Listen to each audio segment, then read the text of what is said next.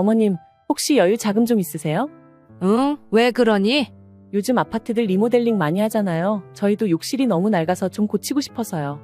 아, 그랬구나. 기훈이랑 상의해봤니? 지난번에 리모델링 했다고 들었던 것 같은데?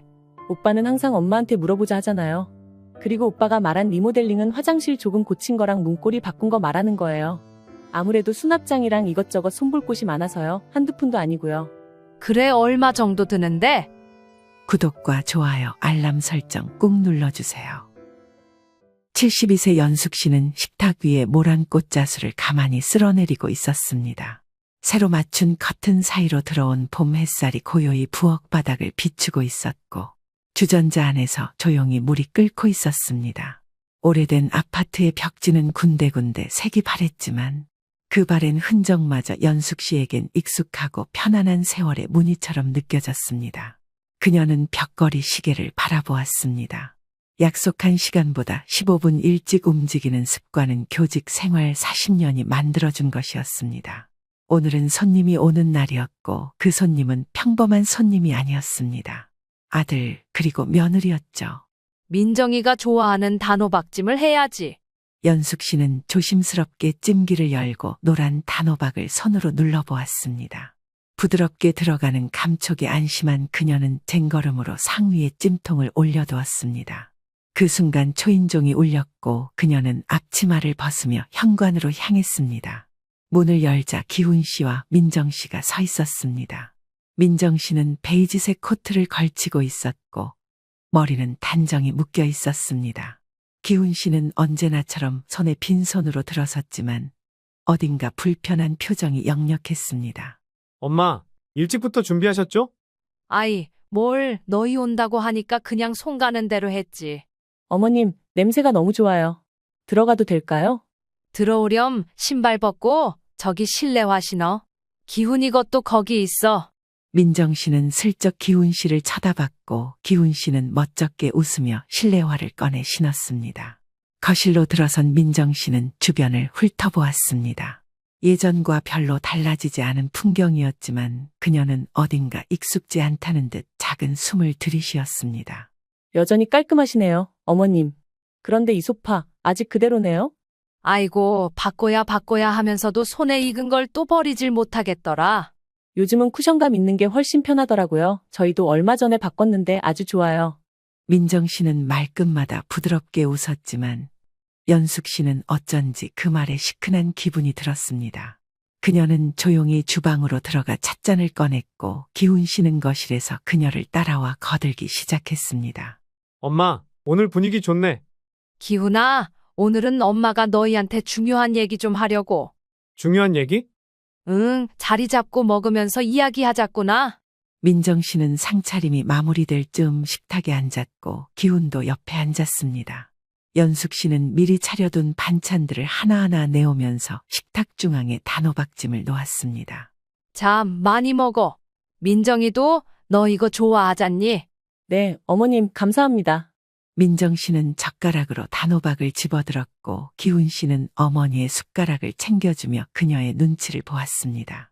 기훈아, 너희 전세 계약 이제 곧 끝나지? 그렇지. 그래서 요즘 계속 매물도 보고 있었어. 근데 뭐, 뾰족한 수는 없지. 그래서 말인데 엄마가 그동안 살던 이 집 너희한테 물려주려고 한다. 순간 정적이 흘렀습니다. 기훈 씨는 숟가락을 든 채 멈췄고 민정의 손도 허공에서 정지했습니다. 이 집을요? 그래, 혼자 살기엔 좀 크고 너희는 전세 자금도 그렇고 지금이 적기인 것 같아서 엄마, 그게 무슨 말이야? 여기서 나가겠다는 거야?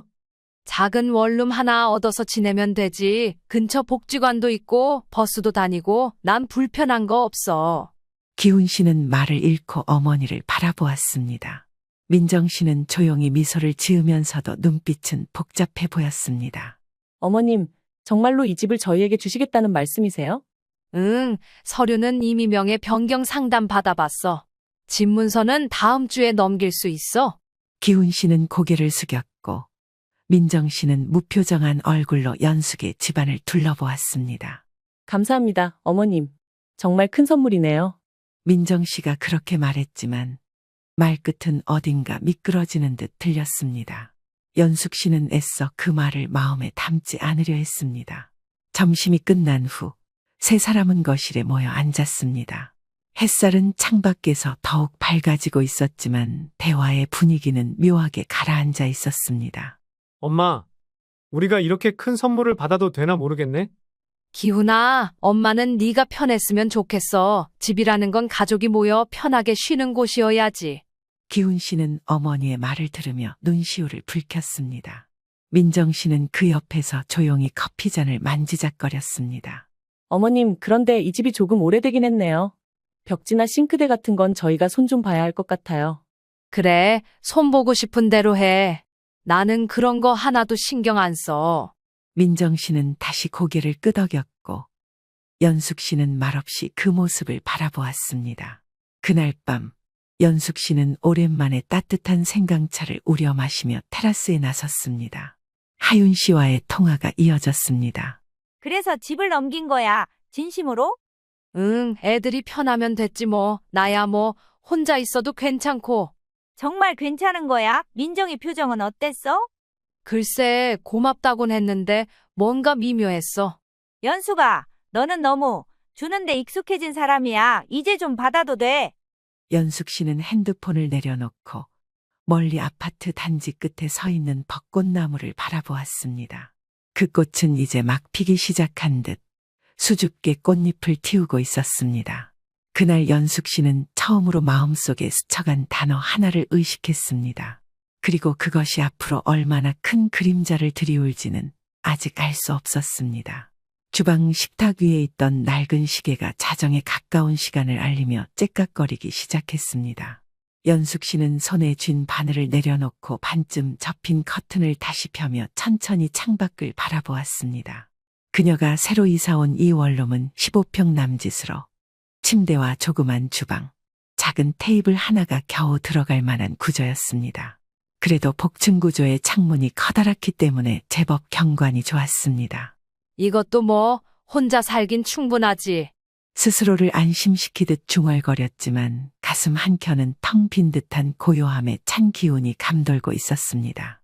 평생을 살던 그 집을 내주고 처음 맞는 밤이었으니까요. 익숙한 가구들과 거실, 익숙한 시계 소리가 없는 이 집은 아직 그녀의 몸에 붙지 않은 옷 같았습니다. 며칠 후 기훈에게서 연락이 왔습니다. 엄마, 이사 잘하셨어? 응, 잘했다. 조금 작긴 해도 불편하진 않아. 그럼 다행이고, 민정이랑 주말에 저녁 초대할게. 엄마도 한번 와봐야지. 이제 우리 집 리모델링하고 이제 정리 끝나서 슬슬 집들이도 하려고. 아무래도 엄마를 제일 먼저 초대하는 게 예의니까. 그래, 날짜 정해지면 알려줘. 그 전화는 연숙 씨에게 작은 설렘이기도 했습니다. 그녀는 며느리에게 잘 보이기 위해 김치전을 부치고 직접 담근 깻잎 장아찌를 유리병에 담아 챙겼습니다. 초인종을 누르자 기훈이 문을 열었습니다. 민정 씨는 부엌에서 소스를 저으며 고개만 살짝 끄덕였습니다. 어머님 오셨어요. 그래, 민정아. 김치전 좀 부쳐왔는데 냉장고에 넣어두자꾸나. 네, 감사합니다. 냉장고가 좀 좁아서 자리가 있나 모르겠네요. 아이고, 그럼 냉동칸에 넣어도 돼. 연숙 씨는 그 말을 아무렇지 않게 넘기려 했지만 민정 씨의 말투 속엔 어딘가 불편함이 묻어 있었습니다. 식탁에 앉으려는 찰나 민정 씨가 연숙 씨 앞에 접시를 놓으며 말했습니다. 식탁이 조금 작죠? 원래는 4명짜리로 바꾸고 싶었는데 이 집이 좀 좁아서요. 기훈 씨는 그 옆에서 미소를 지으며 분위기를 전환하려 했습니다. 그래도 여기 전망 좋지. 엄마, 밤 되면 저기 불빛들 다 보여. 응, 좋다. 바람도 잘 통하고. 하지만 식사를 시작한 지 얼마 지나지 않아 민정 씨는 부엌 쪽을 힐끔거리며 다시 말했습니다. 수납장이 너무 작아서 그릇들이 다 겹쳐 있어요. 어머님 주신 그 밥솥도 놓을 자리가 없더라고요. 그랬구나. 미안하다. 엄마가 괜한 걸 준 것 같네. 아니요, 그런 건 아닌데요. 요즘 집들은 좀 더 실용적으로 나오거든요. 연숙 씨는 김치전을 먹던 젓가락을 조심스럽게 내려놓았습니다. 그리고는 아들 기훈 씨 쪽을 바라봤지만 기훈 씨는 고개를 숙이고 숟가락만 움직이고 있었습니다. 그날 저녁 연숙 씨는 집으로 돌아오는 내내 가슴이 답답했습니다. 도로에 줄지어 선 가로등 불빛이 유난히 뿌옇게 보였습니다. 그녀는 집에 도착하자마자 하윤 씨에게 전화를 걸었습니다. 하윤아, 나 지금 집에 들어왔어. 어머, 늦게까지 있었네. 분위기는 어땠어? 잘 대접은 받았는데 민정이가 자꾸 뭐가 불편하다는 말을 하네. 불편? 집이 좁고 수납이 안 된다느니 식탁이 작다느니 별걸 다. 너무 당연한 듯 말했니? 응, 마치 내가 괜한 집을 준 것처럼. 연수가 그런 애는 처음부터 그 집이 목적이었을지도 몰라. 설마 우리 민정이가 그렇게까지 하겠어? 그냥 내가 예민한 거지 뭐. 그래서 네가 지금 불편한 거야. 믿고 싶지 않거든. 연숙 씨는 말없이 전화기를 내려놓고 창밖을 바라보았습니다. 옆동에서 들려오는 아기 울음소리가 희미하게 밤 공기를 가르고 있었습니다. 그녀는 그 울음소리가 왜 그렇게 애처롭게 들리는지 몰랐습니다. 며칠 뒤 민정 씨가 전화를 걸어왔습니다. 어머님, 혹시 여유 자금 좀 있으세요? 응? 왜 그러니?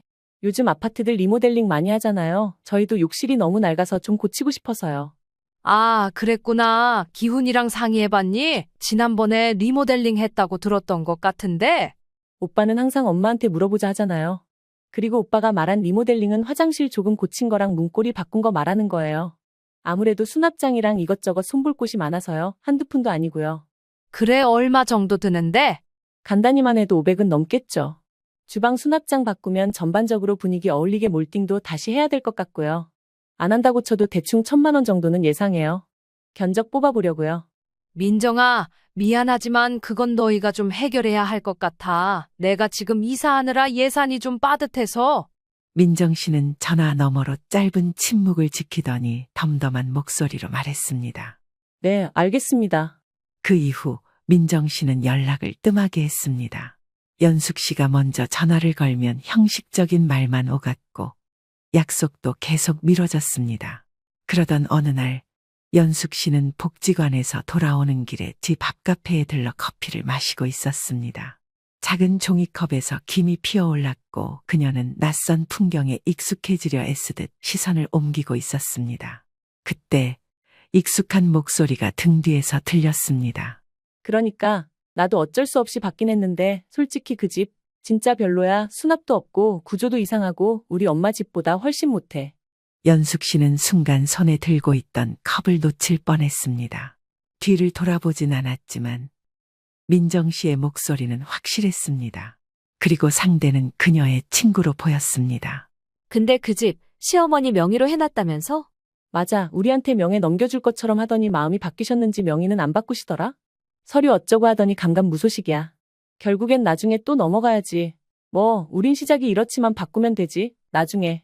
연숙 씨는 커피를 남기고 천천히 자리에서 일어났습니다. 발걸음이 무거웠습니다. 그날 밤 그녀는 아무런 불을 켜지 않은 채 침대에 누워 천장을 바라보았습니다. 집을 준 그날의 미소가 서서히 사라지는 기분이었습니다. 하윤 씨에게 다시 전화를 걸었습니다. 하윤아, 그 말이 맞았던 것 같아. 무슨 말? 처음부터 목적이 집이었던 걸지도 모른다는 그 말. 연수가 아직 모르는 거야. 성급히 결론 내지 마. 하지만 그 애의 말투가, 눈빛이 말보다 더 확실했어. 그럼 이제 넌 어떻게 할 거야? 기훈이는 아무것도 모르고 있는데 말해도 될까? 아직은 아니야. 네 마음이 먼저 준비가 돼야 해. 그리고 상황도 좀 더 봐야지. 연숙 씨는 창문을 열었습니다. 차가운 봄바람이 커튼을 살짝 밀어냈습니다. 그녀는 속으로 중얼거렸습니다. 불청객은 내가 아니라 나를 그 집에서 밀어낸 그 마음이었구나. 주말 오후 연숙 씨는 집에서 김을 굽고 있었습니다. 방 안엔 바삭한 냄새가 퍼졌고 손에는 참기름을 묻힌 젓가락이 들려 있었습니다. 평소보다 많이 구운 김을 유산지에 싸며 연숙 씨는 혼잣말을 했습니다. 민정이가 김 좋아했지. 짠 거 싫다 했으니 소금은 덜 뿌려야겠다. 작은 유리병에 담은 조개젓도 함께 담았습니다. 비싸게 구한 제주산 조개젓이었고 연숙 씨는 그 맛이 아들 입에 잘 맞을 거라는 생각에 고무장갑을 벗으며 미소 지었습니다. 원룸을 나서며 그녀는 작은 손가방을 꼭 쥐었습니다. 바람은 아직 차가웠지만 햇살은 제법 봄 기운을 느끼게 했습니다. 아들의 집에 도착하자 기훈이 현관문을 열었습니다. 엄마, 왔어? 응, 김 좀 부쳐왔지. 먹을 거 없다더니 그냥 김이나 먹어. 또 고생했네. 근데 민정이는 지금 친구들이랑 있어서. 친구들이랑 집에? 응, 뭐, 오랜만에 만나는 친구들이래. 아까부터 집 정리하느라 바쁘더라. 연숙 씨는 잠시 망설이다가 고개를 끄덕였습니다. 현관으로 들어서자 환한 조명이 비추고 있었고 거실엔 젊은 여성 셋이 앉아 있었습니다. 모두 밝은색 블라우스에 명품 핸드백을 옆에 두고 있었습니다. 어머님 오셨어요? 여기 제 친구들 다 소개해 드릴게요. 그래, 안녕들 하세요. 오래간만에 모였나 봐요. 민정 씨의 친구들은 일제히 고개를 끄덕였지만 눈빛은 탐색하는 듯 했습니다. 연숙 씨는 손에 든 봉지를 식탁 한쪽에 내려놓았습니다. 별건 아니고 김 좀 부쳐왔어요. 이건 조개젓이고 이건 민정이 좋아하는. 어머님 감사합니다. 근데 냉장고가 지금 꽉 차 있어서요. 나중에 정리하고 넣을게요. 민정 씨의 말은 공손했지만 말끝에 걸린 피로한 기색이 연숙의 가슴을 찔렀습니다. 그래, 바쁠 텐데 괜히 방해됐나 보구나. 아니에요. 어머님, 그냥 오늘은 친구들이 있어서. 그 순간 민정 씨의 친구 하나가 소파에 기대며 조용히 말했습니다. 근데 여기 진짜 좀 작다. 민정아, 너희 집이라고 해서 기대했는데. 민정 씨는 연숙 씨 쪽을 흘끗 보더니 조용히 대답했습니다. 그러게 이게 시댁에서 주신 집이긴 한데 솔직히 우리 기준엔 좀 답답하지. 그 말이 끝나자 공기 중의 온도가 눈에 보이듯 변했습니다. 연숙 씨는 아무 말도 하지 않았지만 가슴 밑바닥 어딘가가 서늘하게 식어 내려갔습니다. 기훈 씨는 부엌에서 물컵을 꺼내며 그 대화를 못 들은 척했습니다. 기훈아, 난 이만 갈게. 저녁 약속이 있어서. 응? 좀 더 이따 가지. 뭐, 차라도 한 잔. 아니다, 자리도 복잡하고 나도 정리할 게 있어서 그래. 연숙 씨는 봉지를 민정 씨에게 건네며 말했습니다. 김은 냉동실에 넣어. 조개젓은 오래 못 가니까 며칠 안에 먹고. 민정 씨는 고개만 끄덕였습니다. 네, 어머님 감사합니다. 현관문을 나와 엘리베이터에 오르며 연숙 씨는 가만히 눈을 감았습니다. 계단 아래에서 들려오는 웃음소리가 다시 그 말들을 떠올리게 했습니다. 그날 밤 연숙 씨는 하윤 씨에게 전화를 걸었습니다. 나 아까 민정이 집에 다녀왔어. 또 갔어. 지난번에도 기분 안 좋게 나왔다면서. 민정이 친구들이 와 있더라고. 근데 그중 한 애가 집 작다고 하니까 민정이가 아무렇지도 않게 맞장구를. 그 말 앞에서? 응, 나 앉아 있었는데도. 그건 참. 나도 참았어. 모른 척하고 인사하고 나왔지. 근데 왜 자꾸 참는 거야, 연수가? 기훈이 때문이지. 걔가 뭘 알겠니? 기훈이 걔가 지금 아무것도 모르고 있다고 생각해? 연숙 씨는 순간 말이 막혔습니다. 하윤 씨의 말이 거짓이 아니라는 걸 그녀도 어렴풋이 알고 있었습니다. 다만 그걸 인정하고 싶지 않았던 것이었습니다. 너 생각 잘해라. 그때 애들 대출 받은 것 때문에 명예 이전 보류한 거 천만다행이야. 혹시 알아? 그걸로 네 살길 찾을지? 그게 무슨 소리야? 혹시 모르니까 계속 바꿔주지 말고 있어보라는 말이야. 너도 살 길은 찾아야지. 그러다가 눈 뜨고 당한다? 안 그런 것 같아도 속들은 다 시커매. 너도 민정이가 하는 말 들었다며? 그런 말 다 한 거지. 이미 어느 정도 생각하고 있던 거라고. 명예 이전 절대 해주지 마. 며칠 후 연숙 씨는 기훈에게 전화를 걸었습니다. 기훈아, 잘 지내냐? 엄마, 무슨 일이야? 민정이 혹시 요즘 좀 예민하니? 응, 그냥 일이 좀 많아서 그래. 요즘은 다 그래. 스트레스도 많고. 그래도 말 한마디가 사람 가슴을 다치게 하기도 하더라. 무슨 일 있었어? 아니다, 그냥 그런 말이 있더라. 기훈 씨는 아무 대꾸도 하지 않았고 잠시 침묵이 흐른 뒤 통화는 끝났습니다. 연숙 씨는 전화를 끊고 고개를 숙였습니다. 그날 밤 그녀는 거울 앞에 서서 자신의 얼굴을 오래 바라보았습니다. 주름진 이마, 살짝 휜 눈꼬리, 꺼진 볼. 이 얼굴이 부담스러운 얼굴이었을까? 떡국을 끓이고 있던 연숙의 손길이 무거웠습니다. 커다란 솥에서 고운 김이 피어오르고 있었고 뽀얀 국물 위로 얇게 썬 파가 푸르게 떠다녔습니다. 무릎이 시큰거렸지만 그녀는 다 익은 육전을 프라이팬에서 꺼내어 체에 얹으며 조심스럽게 말했습니다. 그래도 명절은 이렇게 해야 명절이지. 식탁 위에 차곡차곡 쌓아둔 반찬통이 6개가 넘었습니다. 전날 밤부터 해동해 둔 생선과 갈비찜 재료까지 손이 안 간 곳이 없었습니다. 하윤 씨에게 보내려는 전도 따로 포장해 두었습니다. 명절마다 이렇게까지 하냐고. 넌 진짜. 며칠 전 하윤 씨는 그렇게 말하며 전화를 끊었습니다. 하지만 연숙 씨는 웃으며 대답했었습니다. 손에 익어서 그래. 아무리 시대가 바뀌어도 어른 노릇은 해야지. 기훈 씨와 민정 씨는 점심시간 즈음 도착했습니다. 민정 씨는 블라우스를 말끔히 다려 입고 화장을 정갈하게 한 채 무표정한 얼굴로 현관에 들어섰습니다. 기훈 씨는 손에 작은 꽃다발을 들고 있었습니다. 엄마, 설 잘 보내셨죠? 그래, 들어와. 아랫방은 따뜻하게 해놨어. 근데 어머님, 향이 조금 세네요. 새해엔 조리법 좀 바꾸시는 건 어때요? 아, 그런가? 육수 낼 때 마늘을 좀 많이 넣었나 봐. 그러셨나 봐요. 저희 집은 요즘 무향 조미료로 바꾸는 중이라서요. 기훈 씨는 어색하게 웃으며 장롱에 선물 봉투를 얹었습니다. 연숙 씨는 아무 말 없이 부엌으로 들어가 떡국을 그릇에 옮겼습니다. 상이 다 차려졌을 때쯤 민정 씨는 휴대폰을 확인하며 짧게 말했습니다. 제 친구들은 이번에 다 친정 쪽에서 차례 지내던데 요즘 시댁에서 이렇게 음식하는 거 거의 없대요. 그렇겠지. 요즘 세상은 다르니까. 근데 어머님은 계속 이렇게 하실 생각이세요? 민정아, 우리 그냥 먹자. 엄마 힘드셨을 텐데. 아니, 그냥 요즘 다 바뀌고 있어서 말씀드린 거예요. 명절 아침부터 식탁에 내려앉은 묘한 침묵이 연숙 씨의 손등 위에 그대로 내려앉는 것 같았습니다. 그녀는 젓가락을 들며 미소를 지으려 했지만 입꼬리는 떨리고 있었습니다. 점심 식사 후 사촌 동생 진아 씨와 조카 윤서가 집에 도착했습니다. 차례도 지냈겠다 거실에 둘러앉아 화기애애하게 이야기가 오가고 있던 찰나였습니다. 진아 씨가 조심스럽게 물었습니다. 민정 씨, 새 집은 어때요? 민정 씨는 상체를 뒤로 젖히며 담담하게 대답했습니다. 사실 처음엔 좋았죠. 그런데 살다 보니 좀 많이 불편하더라고요. 진아 씨는 당황한 듯 고개를 돌렸고 연숙 씨는 민정 씨의 눈치를 살폈습니다. 그러나 민정 씨는 멈추지 않았습니다. 저희 친구들 집은 다 30평 넘고 최신식 아파트예요. 그런데 저희는 뭐랄까? 시골 느낌이랄까요?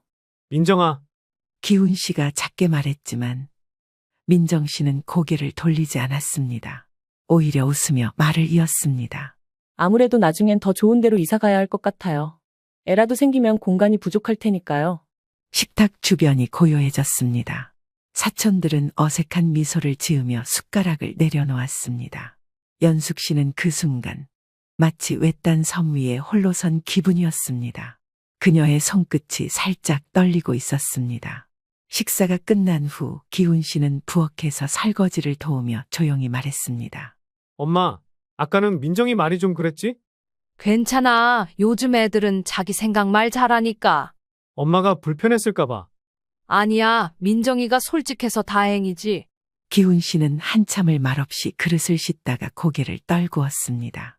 민정 씨는 이미 거실에서 핸드폰을 들여다보고 있었습니다. 명절이 끝나고 모두 돌아간 저녁, 연숙 씨는 정리를 마친 후 소파에 앉았습니다. 다리 위에 담요를 덮고 앉은 그녀는 손에 차를 든 채 깊은 숨을 쉬었습니다. 전화기를 들고 다시 하윤에게 전화를 걸었습니다. 하윤아, 오늘도 참았다. 무슨 일이 있었는데? 식탁에서 민정이가 사람들 앞에서 집 작다고 시골 갔다고. 네 앞에서 가족들 다 있는 데서? 응, 기훈이는 말리려 했는데 제대로 못했어. 아들한테 미안하다는 생각도 들고 또 그걸 내 앞에서 그렇게 말하는 며느리가 원망스럽기도 하고. 그 애는 처음부터 너를 시어머니가 아니라 봉으로 본 거야. 돈 주고 집 주고 대신 말 안 하고 조용히 사라져주는 사람, 그런 거지. 연숙 씨는 아무 대답도 하지 않았습니다. 방 안은 조용했고 부엌 쪽에서 시계 초침 소리만 가볍게 흘렀습니다. 그녀는 차를 천천히 마시며 눈을 감았습니다. 지금이라도 돌려놔야 하는 걸까? 그 말은 들리지 않게 공기 속에 퍼져나갔습니다. 그러나 연숙 씨 자신은 그 말을 똑똑히 들었습니다. 봄이 무르익어가던 어느 오후, 연숙 씨는 평소처럼 복지관에서 바둑을 두고 돌아오는 길이었습니다. 장바구니엔 두유 한 상자와 우엉 그리고 계란 한 판이 들어있었고 구부정한 허리를 조금 펴기 위해 작은 공원 벤치에 앉았습니다. 시계를 보니 오후 3시 20분. 그녀는 잠시 숨을 돌리며 핸드백 속 휴대폰을 꺼내 기훈에게 문자를 보냈습니다. 출장 잘 다녀와라. 건강 조심하고. 답장은 바로 오지 않았지만 연숙 씨는 이미 익숙한 듯 미소를 지었습니다. 기훈 씨는 바쁜 사람이고 민정 씨는 평소처럼 연락이 뜸했습니다. 그녀는 무거운 장바구니를 다시 들고 길을 걷다가 우연히 며느리 민정 씨의 아파트 근처까지 오게 되었습니다. 따뜻한 날씨에 김치 몇 가지라도 가져다 줄까 싶은 마음도 있었고 오래전 산 구운 김이 잘 있었는지도 궁금했습니다. 엘리베이터를 타기 직전 그녀는 지하 주차장을 지나가며 눈에 익은 모습을 목격했습니다. 한 여성이 고급스러운 연회색 트렌치코트를 입고 한 남성과 함께 주차장으로 걸어 나오고 있었습니다. 머리카락을 말아 올리고 검은 선글라스를 낀 그 여자는 민정 씨였습니다. 연숙 씨는 걸음을 멈췄고 손에 들고 있던 장바구니가 미세하게 흔들렸습니다. 그 남자는 키가 크고 정장 차림이었으며 민정 씨의 어깨에 손을 올린 채 웃고 있었습니다. 민정 씨는 손에 커피를 들고 있었고 고개를 돌려 남자의 귓가에 뭔가를 속삭이는 듯 했습니다. 설마? 연숙 씨는 몸을 기둥 뒤에 숨겼습니다. 그들의 목소리는 멀지 않은 거리에서 들려왔습니다. 기훈이 출장 갔으니까 이번 주는 좀 더 자유롭잖아. 그 사람 언제 돌아온다고 했지? 다음 주 화요일. 그 전까진 문제 없어. 연숙 씨는 온몸이 얼어붙는 것 같았습니다. 두 사람은 이어 웃으며 계단을 올라갔고 민정 씨는 남자의 팔짱을 끼고 있었습니다. 그날 저녁 연숙 씨는 혼자 앉아 부엌 싱크대 앞에서 말없이 그 장면을 떠올리고 있었습니다. 김치를 냉장고에 넣지도 못한 채 두유는 봉지째로 그대로 의자 옆에 있었습니다. 다음 날 연숙 씨는 하윤에게 전화를 걸었습니다. 하윤아, 나 민정이가 다른 남자랑 있는 걸 봤어. 뭐라고? 주차장에서 팔짱 끼고 웃고 기훈이 출장 간 동안이라고 하더라. 그건 그냥 우연일 수도 있잖아. 회사 동료일 수도 있고. 아니야, 내가 들었어. 민정이 말하는 거. 출장 중이라 자유롭다는 말까지. 하윤은 잠시 말이 없었습니다. 전화 너머로 깊은 숨소리만 들렸습니다. 연수가 너무 큰일을 혼자 안고 있네. 내가 잘못 들은 걸까? 내가 이걸 기훈이한테 말해야 할까? 그건 너무 위험해. 증거도 없고 혹시 너 오해였으면? 하지만 두 번째면 오늘 다시 갔는데 또 그 남자를 봤어. 민정이랑 카페에서 둘만 앉아 웃고 있더라. 그 남자가 누군지는 알아? 모르지. 근데 눈빛이며 손동작이며 그건 회사 동료 사이가 아니었어. 하윤은 조심스럽게 물었습니다. 기훈이랑 사이가 안 좋았던 건 아니지? 그건 몰라. 기훈이는 모든 말 안 하니까. 그럼 너 조심해야 해. 기훈이가 더 다칠 수도 있어. 하지만 그냥 모른 척하면 내가 공범되는 기분이야. 그날 밤 연숙 씨는 잠을 이루지 못했습니다. 식탁에 앉아 물만 마셨고 창밖을 바라보며 새벽까지 앉아 있었습니다. 며칠 후 연숙 씨는 우연히 민정 씨 집 앞에서 택시를 타고 내리는 모습을 또 보게 되었습니다. 민정의 뒤에는 다시 그 남자가 있었습니다. 남자는 이번엔 아예 차에서 내렸고 민정 씨는 웃으며 손을 흔들었습니다. 다음 주에도 봐. 일정 맞춰서 연락할게. 응, 조심히 들어가. 그들은 한참이나 짧은 포옹을 했고 연숙 씨는 주차장 기둥 뒤에 숨은 채 두 손을 꼭 움켜쥐었습니다. 자신의 손톱이 손바닥을 파고드는 것도 느끼지 못할 만큼 그녀는 차갑고 무거운 감정 속에 가라앉아 있었습니다. 집으로 돌아온 연숙 씨는 아무 말 없이 싱크대에 서서 찻잔에 물을 채웠습니다. 뜨거운 물이 잔을 넘칠 때까지도 그녀는 손을 놓지 않았습니다. 물은 넘쳐 싱크대 위로 흐르고 그녀의 손등을 적셨습니다. 이걸 말해야 할까 아니면 더 봐야 할까? 연숙 씨는 마치 자신이 어떤 큰 시험을 앞두고 있는 듯한 심정이었습니다. 민정 씨의 말, 그 웃음, 기운의 눈빛, 모든 게 엉켜 있었습니다. 그녀는 이 불편한 진실을 혼자 껴안고 며느리 집 앞을 다시 한번 바라보았습니다. 불 꺼진 창문 아래 여전히 같은 문패가 붙어 있었습니다. 그 집의 문이 처음 열렸던 날의 기억은 사라지고 지금은 그 앞에 선 그림자만이 남아 있었습니다. 봄비가 내리던 아침, 연숙 씨는 우산을 들지 않은 채 현관을 나섰습니다. 외투 깃을 단단히 여미며 버스 정류장으로 향하던 그녀의 발걸음은 느리지만 단호했습니다. 그날의 목적지는 다름 아닌 그녀의 오래된 친구 하윤의 집이었습니다. 이젠 말해야겠어. 전화기 너머 하윤의 목소리는 예상보다 차분했습니다. 준비는 돼 있어? 이런 걸 준비한다고 준비가 되겠니? 그래도 그냥은 못 넘기겠더라. 하윤 씨는 연숙 씨를 위해 따뜻한 국화차를 준비해 두었습니다. 그녀가 문을 열자 두 사람의 눈빛은 설명 없이도 서로를 알아보았습니다. 연숙 씨가 소파에 앉자마자 가방을 열고 작은 수첩을 꺼냈습니다. 지난 한 달 동안 내가 본 거, 들은 거, 날짜까지 다 적었어. 그걸 언제? 그날 이후 그냥은 못 지나가겠더라. 처음엔 그냥 착각이겠지 싶었는데 3번이 넘으니까 확신이 생기더라. 연숙 씨는 수첩을 펼쳤습니다. 날짜별로 간략한 메모와 민정이 특정 남성과 함께 있었던 장소, 행동, 표정, 심지어 들은 대화 내용까지 정리되어 있었습니다. 하윤 씨는 한 장 넘기며 조용히 고개를 끄덕였습니다. 민정이 걔 그렇게 안 봤는데 생각보다 훨씬 뻔뻔하구나. 그 남자 이름은 몰라. 근데 민정이랑 얘기하는 걸 녹음한 게 있어. 실수처럼 됐는데 내가 핸드폰 녹음 기능 켜놓고 있었더라고. 정말 뭐라고 했는데? 연숙 씨는 핸드폰을 꺼내 파일을 틀었습니다. 민정 씨의 목소리가 뚜렷하게 흘러나왔습니다. 아휴, 시어머니만 아니면 진작 이사했지. 아파트 값은 고맙긴 한데 솔직히 좀 구질구질하잖아. 오빠는 눈치도 없고. 남자의 낮고 웃음 섞인 목소리도 들렸습니다. 그 집도 결국 네가 손에 넣은 거잖아. 그 정도면 꽤 똑똑한 선택이었지.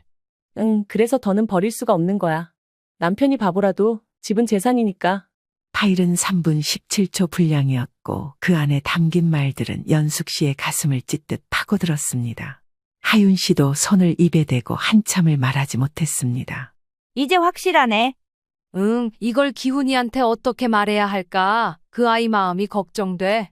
기훈이한테 직접 말하기 전에 그 애가 먼저 선택할 수 있게 기회를 줘. 기회를? 이 녹음 파일 증거로만 쓰지 말고 거울로 써. 민정이한테 들려줘. 그녀가 어떤 사람인지 스스로 보게 해줘. 그 애가 인정할까? 안 하면 그걸 기훈이한테 넘기면 돼. 연수가, 이건 네가 해줄 수 있는 마지막 보호야. 연숙 씨는 조용히 핸드폰을 꺼내 화면을 껐다가 켰습니다. 민정 씨의 이름이 저장된 전화번호가 화면에 떠 있었지만 그녀는 바로 전화를 걸지 않았습니다. 대신 집으로 돌아와 조용히 다이어리를 꺼내 앉았습니다. 그날 저녁 민정 씨에게 전화를 걸었습니다. 민정아, 시간 괜찮니?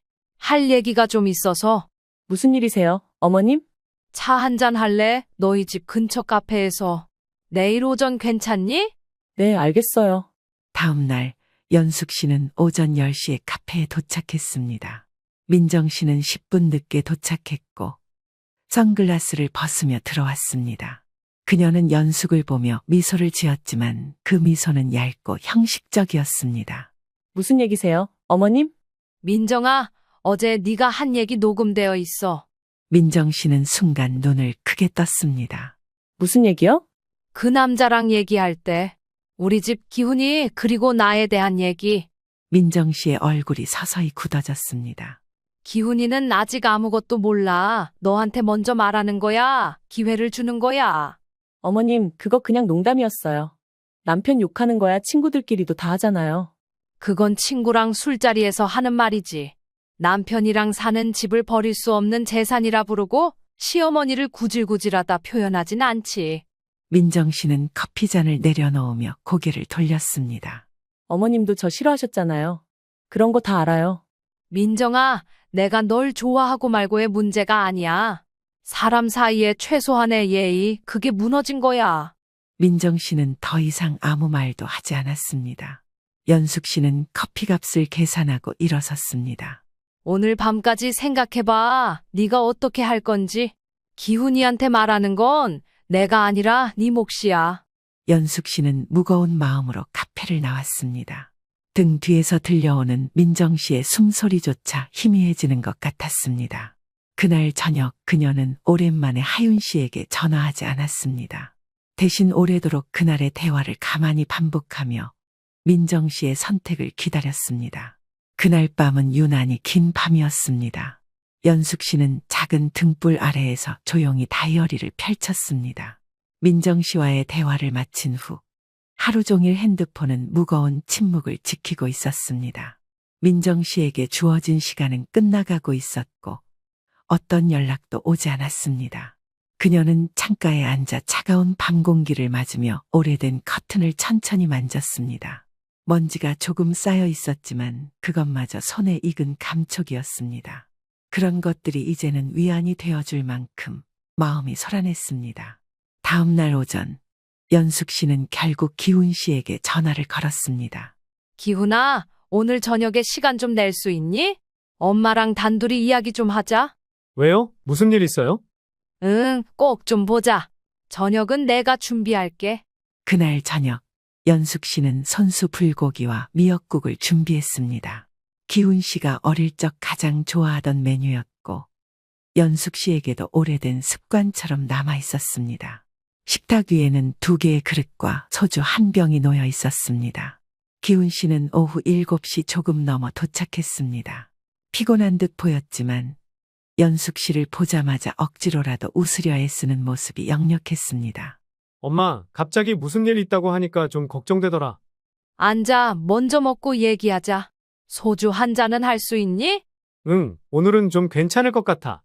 잔을 채우고 첫 잔을 마신 후에도 연숙 씨는 바로 입을 떼지 못했습니다. 그녀는 조용히 국을 떠먹으며 한참을 말없이 있다가 조심스럽게 입을 열었습니다.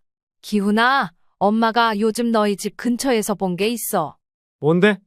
민정이가 어떤 남자와 자주 만나더라.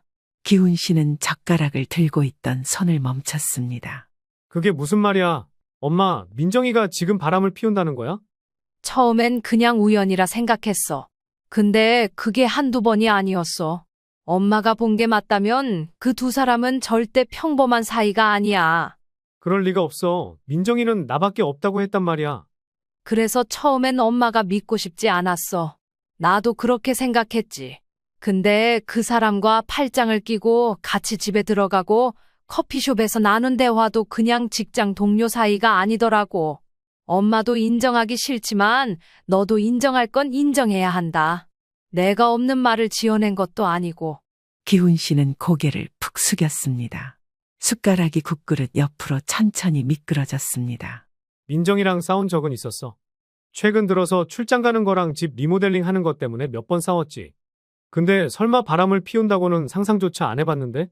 이게 무슨 일인지 상황 파악이 잘 안 되는데?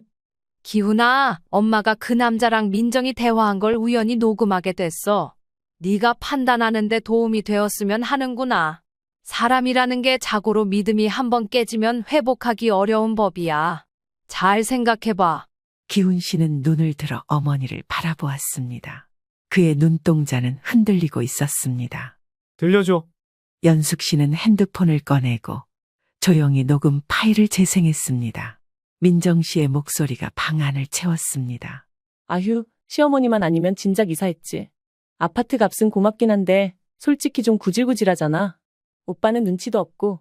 기훈 씨는 아무 말도 하지 않았습니다. 단지 고개를 숙인 채 주먹을 가만히 쥐고 있었습니다. 연숙 씨는 녹음을 멈췄습니다. 기훈아, 미안하다. 엄마가 이걸 너한테 들려줘야 하나 며칠을 고민했어. 엄마는 이걸 언제부터 알고 있었어? 한 달쯤 됐어. 두 번째 봤을 때부터 확신이 생겼어. 그리고 며칠 전 민정이한테 이 사실을 얘기했어. 직접 해결하라고 했지. 하지만 아무 말도 없더라. 기훈 씨는 무겁게 숨을 쉬었습니다. 한동안 말없이 소주를 한 잔 더 따라 마시고는 조용히 말했습니다. 엄마, 내가 바보 같았어. 집 문제로 민정이랑 자주 다투긴 했는데 그래도 민정이는 가족이라고 생각했는데 네가 바보인 게 아니야. 그냥 사랑했던 거지. 그래서 더 괴로운 거겠지. 연숙 씨는 조심스레 기훈의 손을 잡았습니다. 그의 손은 차갑고 뻣뻣했지만 그녀는 천천히 그 손을 감싸주었습니다. 이건 너한테 선택권이 있는 문제야. 엄마는 더 이상 네 인생에 간섭하지 않을 거야. 다만 네가 불행해지는 걸 더는 보고만 있을 수 없었어. 기훈 씨는 눈을 감았습니다. 그리고는 조용히 천천히 고개를 끄덕였습니다. 생각할 시간을 주세요. 이젠 뭐가 옳은지도 잘 모르겠어요. 그래, 충분히 생각해. 엄마는 언제나 네 편이야. 그날 밤 기훈 씨는 연숙 씨의 원룸에서 잤습니다. 둘은 더 이상 아무 말도 하지 않았습니다. 등불 하나만 켜놓고 각자의 생각에 잠겨 있었습니다. 그 어둠 속에서 연숙 씨는 기훈이 조용히 흐느끼는 소리를 들었습니다. 아들의 울음소리는 크지 않았지만 그 안에 담긴 감정은 어머니의 가슴을 수십 번 찔러오는 것 같았습니다. 그녀는 이불을 덮고 누워 조용히 속삭였습니다. 기훈아, 이제 너도 너의 삶을 선택해야 해. 그 밤은 모자에게 가장 길고 조용한 밤이었습니다. 진실 앞에서 침묵한 시간이었고 동시에 시작을 예감하는 밤이기도 했습니다. 창밖으로 비가 내리고 있었습니다. 가늘고 조용한 비는 지붕을 적시고 원룸의 작은 유리창을 따라 미끄러져 내렸습니다. 연숙 씨는 따뜻한 물에 손을 담그며 설거지를 하고 있었습니다. 전날 밤 기훈 씨가 집에 들러 먹고 간 불고기 그릇이 아직 싱크대 위에 있었습니다. 이젠 이 아이가 결정해야지. 그녀는 그릇을 조심히 말려두고 창가로 걸어가 커튼을 젖혔습니다. 어둑한 구름 아래 아파트들이 줄지어 서 있었고 저 멀리 기훈 씨와 민정 씨가 사는 아파트도 흐릿하게 보였습니다. 그 시각 기훈 씨는 민정과 약속을 잡기 위해 전화를 걸고 있었습니다. 평소처럼 민정 씨는 전화를 받지 않았고 결국 기훈 씨는 짧은 문자 하나를 보냈습니다. 오늘 저녁에 얘기 좀 하자. 집에서 기다릴게. 답장은 없었지만 기훈 씨는 그저 옷을 갈아입고 민정 씨가 돌아오기를 기다렸습니다. 거실엔 낮은 조명이 켜져 있었고 조용한 클래식 음악이 은은하게 흘러나오고 있었습니다. 민정 씨가 집에 도착한 것은 저녁 8시 무렵이었습니다. 문을 열고 들어선 그녀는 어색하게 웃으며 말을 걸었습니다. 오늘 왜 이렇게 조용해? 분위기가 이상하네. 앉아봐. 오늘은 웃고 넘길 얘기가 아니야. 민정 씨는 기훈 씨의 표정을 보고 무언가를 느꼈는지 가방을 내려놓으며 살짝 긴장한 듯한 표정을 지었습니다. 왜 그래? 무슨 일이야? 엄마가 너에 대해 말해줬어. 너랑 어떤 남자가 같이 있었다는데 내가 상상하는 그런 일이 아니길 바랄 뿐이야. 엄마랑 내가 오해하는 거면 오해라고 해명을 해줘야 할 거야. 민정의 얼굴이 단숨에 하얘졌습니다. 말문이 막힌 듯 입을 열려다 멈췄고 곧 억지 웃음을 지었습니다. 아니, 그거 다 오해야. 그냥 회사 사람들이랑 몇 번 왔다 갔다 한 게 전부인데. 나한텐 당신밖에 없는 거 잘 알잖아? 그리고 나랑 워낙 친한 선배가 있어서 다들 그렇게 오해를 하긴 하는데 절대 그런 사이 아니야. 우린 그냥 직장 동료라고, 회사 사람. 회사 사람이랑 둘이 팔짱 끼고 집 앞에서 안아주는 게 회사 문화야? 기훈 씨, 내가 잠깐 감정적으로 흔들렸던 건 맞아. 근데 이건 우리가 이혼할 이유는 아니잖아? 허튼 마음을 먹은 것도 아니고 내가 바람 피웠다는 증거 있어? 그럼 뭐가 이혼할 이유인데? 네가 우리 가족을 뒤에서 조롱하고 나를 무시하고 우리 엄마한테까지 그렇게 한 게? 그래, 100번 1000번 양보해서 누군지는 모르지만 그 남자랑 잠깐 마음이 싹 텄던 거 이해는 해줄게. 근데 우리 엄마가 이 집 넘겨주면서 무슨 심정이었을 것 같아? 우리한테 그냥 준 것 같아, 부모된 도리하려고. 근데 너는 그런 식으로밖에 못해? 기훈 씨, 내가 미쳤었어. 근데 그거 그 사람하고 끊었어, 진짜야. 어머니가 그런 말까지 한 거야? 정말 오해야. 오해라고. 그 사람이랑 그렇고 그런 사이 아니라니까? 그게 중요한 게 아니야. 민정아, 너랑 나 이제 안 돼. 한번 신뢰가 깨진 이상 회복하기 힘든 거 알잖아. 너 지금도 제대로 된 변명 하나 못하고 있잖아. 아니야? 민정 씨는 눈물을 글썽이며 고개를 저었습니다. 안 돼, 그건 너무해. 우린 이 집에서 나가면 갈 데도 없어. 어머님이 준 집이잖아. 나한테도 권리가 있어. 이 집 엄마가 너에게 준 게 아니야. 엄마가 내게 준 거야. 엄마 명의로 돼 있어. 넌 처음부터 이 집이 탐났던 거잖아. 너 지금 그 말까지 믿는 거야? 그 남자랑 얘기한 거 다 들었어. 녹음 파일로. 민정 씨는 그제야 침묵했습니다. 눈물이 마르기도 전에 그녀의 얼굴은 분노로 변해갔습니다. 너희 엄마 정말 끔찍하네. 어떻게 그걸 몰래 녹음하고 아들한테까지 그렇게까지 해야 했어? 아니, 그건 엄마가 마지막까지 기다린 거야. 너한테 기회를 줬다고. 너 스스로 말하라고. 나는 정말 실수였다고 말했잖아. 그건 미안해서 하는 말이 아니야. 발각돼서 하는 말이야. 민정 씨는 고개를 돌렸고 한동안 아무 말 없이 눈을 감고 있었습니다. 그러나 곧 입을 열었습니다. 좋아, 그렇게까지 나오겠다 이거지? 그래, 이혼하자. 근데 나도 가만 안 있을 거야. 위자료 받을 거고 이 집도 절반은 내 몫이라고 주장할 거야. 그럴 수 있으면 그렇게 해. 난 다 감당할 준비돼 있어. 그 순간 민정 씨는 진심으로 당황한 듯 했습니다. 기훈 씨가 한 발 물러날 거라 생각했던 예상이 빗나간 것이었습니다. 기훈 씨는 자리에서 일어섰습니다. 옷을 정리하고 짧게 말을 이었습니다. 민정아, 우리 끝내자. 그리고는 현관문을 열고 조용히 나갔습니다. 민정 씨는 한동안 멍하니 그 자리에 앉아 있다가 갑자기 울음을 터뜨리며 소리를 질렀습니다. 거실에 있던 화병이 바닥에 떨어져 산산조각이 났고 그녀의 울음소리는 빈집의 메아리처럼 울려 퍼졌습니다. 그 시각 연숙 씨는 하윤 씨와 통화를 하고 있었습니다. 기훈이가 오늘 민정이랑 얘기한다고 했어. 그래, 마음은 어때? 무거워. 내가 아이 앞에서 모든 걸 꺼내놨다는 게 아직도 낯설어. 잘했어. 연수가 네가 아니었으면 아무도 기훈이를 깨우지 못했을 거야. 지금이라도 그렇게 된 게 천만다행이라고 생각해. 혹시 애까지 있었어 봐. 더 큰 문제지. 그 애가 얼마나 상처받을지 그게 제일 걱정이야. 상처는 어차피 받았을 거야. 대신 지금은 치료할 수 있잖아. 시간이 약이라는 말도 있고 말이야. 지도 이번 일로 배운 게 있을 거야. 연숙 씨는 조용히 눈을 감았습니다. 하윤 씨의 말처럼 지금은 고통스러워도 나아갈 방향이 생겼습니다. 혼란 속에서도 길은 조금씩 드러나고 있었습니다. 늦은 봄, 연숙의 원룸 앞에 있는 목련나무에는 잎보다 먼저 핀 흰 꽃잎이 바람에 살랑이고 있었습니다. 세상이 조용히 다시 시작되는 기운이 돌고 있었고 연숙의 마음에도 조금씩 변화가 찾아오고 있었습니다. 며칠 전 기훈 씨는 법원에서 민정 씨와 최종 협의를 마쳤습니다. 민정 씨는 여전히 이혼 자체보다는 무엇을 얻을 수 있는가에만 초점을 맞추고 있었습니다. 나 이혼에 동의는 할게. 대신 집은 내 몫이 있어야지. 법적으로 엄마 명의야. 넌 명확한 외도 사실까지 있으니까 위자료 주장하기도 어려워. 내가 무슨 외도야. 그건 그냥 감정적인 일탈 같은 거였지. 감정이든 뭐든 다 증거로 남았어. 네가 원하는 게 돈이라면 민정아, 너는 내 옆에 있지 말았어야 했어. 법원 조정 결과 민정 씨는 위자료 없이 이혼을 받아들여야 했고 주택 관련한 권리도 주장할 수 없었습니다. 처음엔 결과를 인정할 수 없다며 항소를 하려 했지만 결국 기훈 씨와 연숙 씨의 명확한 증거와 단호함 앞에 무력해졌습니다. 며칠 후 민정 씨는 마지막으로 연숙 씨에게 전화를 걸어왔습니다. 어머님, 그동안 감사했어요. 그 집 제가 좀 욕심을 부렸던 것 같아요. 민정아, 이제 와서 무슨 말이 중요하겠니? 어차피 네 선택이었잖아. 솔직히 어머님이 아니었으면 아직도 거기 살면서 속였을 거예요. 잘하셨어요. 그 말 지금은 위로가 안 되는구나. 그래도 네가 인정은 했으니 그걸로 됐어. 이왕 이렇게 된 거 말씀이라도 드리고 싶었어요. 그동안 죄송했고 감사했어요. 잘 지내세요.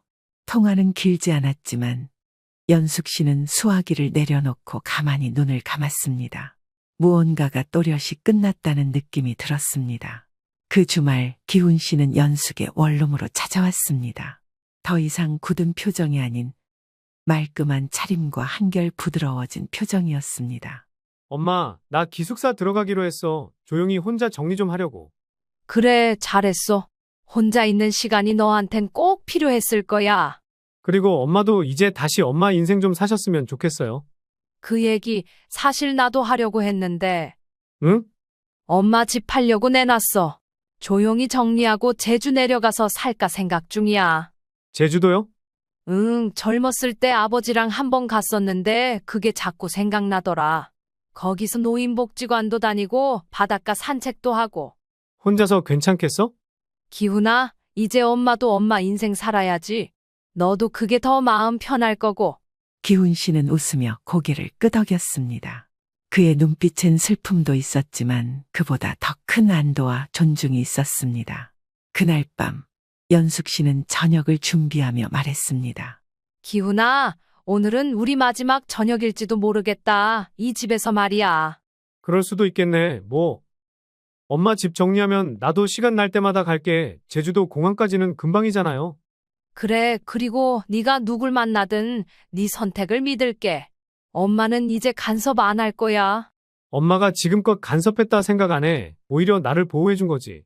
식사를 마치고 둘은 함께 거실에 앉아 조용히 차를 마셨습니다. 오랜만에 정돈된 대화가 바닥난 감정을 조금씩 채우는 듯했습니다. 다음 날 연숙 씨는 제주도 이주를 위한 짐을 정리하기 시작했습니다. 많지 않은 짐이었지만 그 안에는 오랜 세월이 담겨 있었습니다. 사진 몇 장, 낡은 손수건, 그리고 아들이 어릴 적 그려준 그림 한 장. 며칠 뒤 연숙 씨는 기훈 씨의 배웅을 받으며 비행기에 올랐습니다. 창밖으로 보이는 하늘은 맑았고 제주로 향하는 바다 위에는 옅은 햇살이 반사되어 반짝이고 있었습니다. 제주에 도착한 그녀는 작은 전원주택을 계약했습니다. 바다가 가까운 마을이었고 근처에 노인복지관과 작은 도서관이 있었습니다. 그녀는 평범한 하루를 다시 시작했습니다. 매일 아침 일찍 바닷길을 걷고 복지관에서 컴퓨터 수업을 듣고 동네 시장에서 고등어를 사와 저녁을 준비했습니다. 한 달쯤 지났을 무렵 연숙 씨는 오랜만에 조카 윤서와 영상통화를 했습니다. 이모, 제주 어때요? 바람은 좀 세지만 공기가 다르더라. 서울하고는 완전히 달라. 저도 조만간 놀러 갈게요. 삼촌도 잘 계시죠? 응, 기훈이도 이제는 얼굴이 좀 밝아졌어. 회사도 열심히 다니고 있고 혼자 사는 게 익숙해졌대. 이모가 그 집 팔고 나오신 거 진짜 잘한 결정이었어요. 처음엔 미련이 있었는데 사람은 결국 자기 자리를 찾아가야 하더라. 혼자서 외로워하지 마시고 동네 마실도 다니시고 여기저기 여행하는 기분으로 계세요. 제가 조만간 한번 내려갈게요. 안 그래도 지난번에 초대받고 엄마가 이모랑 하는 이야기 듣고 조금 이상하다 생각했거든요. 네가 듣기에도 그랬지. 제가 아직 결혼을 안 해서 그런 세계를 잘 모르지만 집값이 한두 푼도 아닌데 저 같으면 감사하다고 맨날 절하면서 살 것 같아요. 서울 한복판에 내 집 마련하려면 영혼을 팔아야 하잖아요. 여유 있는 거 아니면. 말을 참 재미있게 하네. 그나저나 너는 결혼 생각 없는 거야? 이직한 지 얼마 되지도 않았고 아직은 엄마랑 지내는 게 더 좋아요. 저는 결혼보다 일이 좋은걸요. 내 동생 속 썩이지 말고 갈 때 되면 알아서 잘 가. 좋은 사람 만나야 된다. 알겠어요. 또 연락할게요. 영상통화를 끊고 난 후 연숙 씨는 테라스로 나가 바다를 바라보았습니다. 그곳엔 동백꽃이 피기 시작했고 바닷바람은 그녀의 머리카락을 부드럽게 흔들고 있었습니다. 연숙 씨는 작게 중얼거렸습니다. 늦은 봄에도 꽃은 피는구나. 그리고 그녀는 미소 지었습니다. 지난 시간들이 파도처럼 멀어지는 순간 그녀는 비로소 진짜 평화를 만났던 것입니다. 네, 장례식 치르는 것도 돈이 많이 들잖아요. 저희도 경제적으로 좀 힘들어서요. 너희한테 장례식 비용 대라고 안 한다. 여기 와서도 돈돈거릴 거였으면 오지 말지 그랬니? 어머님, 그런 뜻이 아니고요. 됐어. 너희 신경 쓸 거 없어. 엄마, 이제 아버님도 안 계시고 이 집은 어떻게 하실 생각이세요? 너 지금 무슨 말을 하는 거야? 엄마도 아셔야 해요. 나중에 세금 문제도 있고 법적으로도 정리해 두는 게 좋아요. 너희는 아버지가 돌아가시자마자 재산 정리부터 하고 싶구나. 그리고 내가 했던 말 잊었니? 집안에는 늘 67세 정숙 씨의 발소리와 주방에서 나는 조용한 도마 소리만이 가득했습니다. 71세 남편 동수 씨는 아침마다 거실에서 신문을 펼쳐들고 한참을 읽는 것이 습관이었는데 요즘은 신문을 잡고도 몇 장 넘기지 않은 채 멍하니 앉아있는 날이 많아졌습니다. 그날도 정숙 씨는 주방에서 아침을 준비하고 있었습니다. 된장찌개가 보글보글 끓고 갓 지은 밥 냄새가 부엌 가득 퍼지고 있었습니다. 정숙 씨는 무심코 거실을 바라보았고 동수 씨가 신문을 든 채 어딘가를 응시하고 있는 걸 보았습니다. 여보, 밥 다 됐어요. 어서 드시고 약도 먹어야죠. 동수 씨는 아무런 반응이 없었습니다. 평소라면 배고프다며 먼저 자리로 왔을 사람이었습니다. 정숙 씨는 앞치마를 벗고 다가가 그의 어깨를 살짝 흔들었습니다. 여보, 밥 먹어요. 왜 그래요? 누구세요? 정숙 씨의 손이 순간 굳었습니다. 남편의 표정은 너무도 진지했습니다. 장난치는 듯한 기색은 전혀 없었습니다. 당신 무슨 소리예요? 나 정숙이잖아요. 당신 아내. 그쪽이 내 아내라고요? 내 아내는 윤정숙인데. 동수 씨는 정숙을 한참 바라보았습니다. 그 눈빛 속에는 익숙한 애정도, 오래된 신뢰도 보이지 않았습니다. 그저 낯선 사람을 대하는 것 같은 허공을 떠도는 시선뿐이었습니다. 정숙 씨는 심장이 철렁 내려앉았습니다. 하지만 정숙 씨는 여기서 당황한 티를 내면 안 된다고 생각했습니다. 그래서 더 일부러 아무렇지 않은 척 했습니다. 깜빡했나 보네. 일단 어서 들어요. 아침 식사는 조용히 지나갔습니다. 동수 씨는 정숙 씨의 도움을 받아 겨우 숟가락을 들었지만 밥을 몇 술 뜨지도 않고 멍하니 국물만 바라보고 있었습니다. 여보, 오늘 아침엔 많이 안 땡겨요? 응? 나 밥 먹었는데. 지금 먹고 있는 게 아침인데 무슨 소리예요? 아니야, 나 밥 먹고 왔다니까. 누구지? 아까 먹게 해준 사람이? 정숙 씨는 목이 메었습니다. 남편은 점점 자신을 잊어가고 있었습니다. 도저히 안 되겠다 싶었습니다. 무언가 잘못되어도 단단히 잘못되었다는 생각이 들었습니다. 오후가 되자 정숙 씨는 남편을 데리고 병원에 갔습니다. 최근 기억이 깜빡깜빡하는 일이 잦아졌지만 오늘 아침의 일은 그녀에게 너무도 큰 충격이었습니다. 의사는 차트에 눈을 떼지 않은 채 말했습니다. 환자분의 상태가 점점 진행되고 있습니다. 기억 혼란이 심해지고 점차 일상생활도 어려워질 가능성이 큽니다. 정숙 씨는 묻고 싶은 게 너무 많았지만 입이 떨어지지 않았습니다. 대신 작은 목소리로 중얼거렸습니다. 그럼 이제 어쩌죠? 의사는 차분한 목소리로 대답했습니다. 지금부터는 가족의 도움이 더욱 절실해집니다. 환자분이 혼란을 겪을 때마다 부드럽게 안심시켜 주시고 절대 감정적으로 대응하지 마세요. 정숙 씨는 병원을 나오며 남편의 손을 꼭 잡았습니다.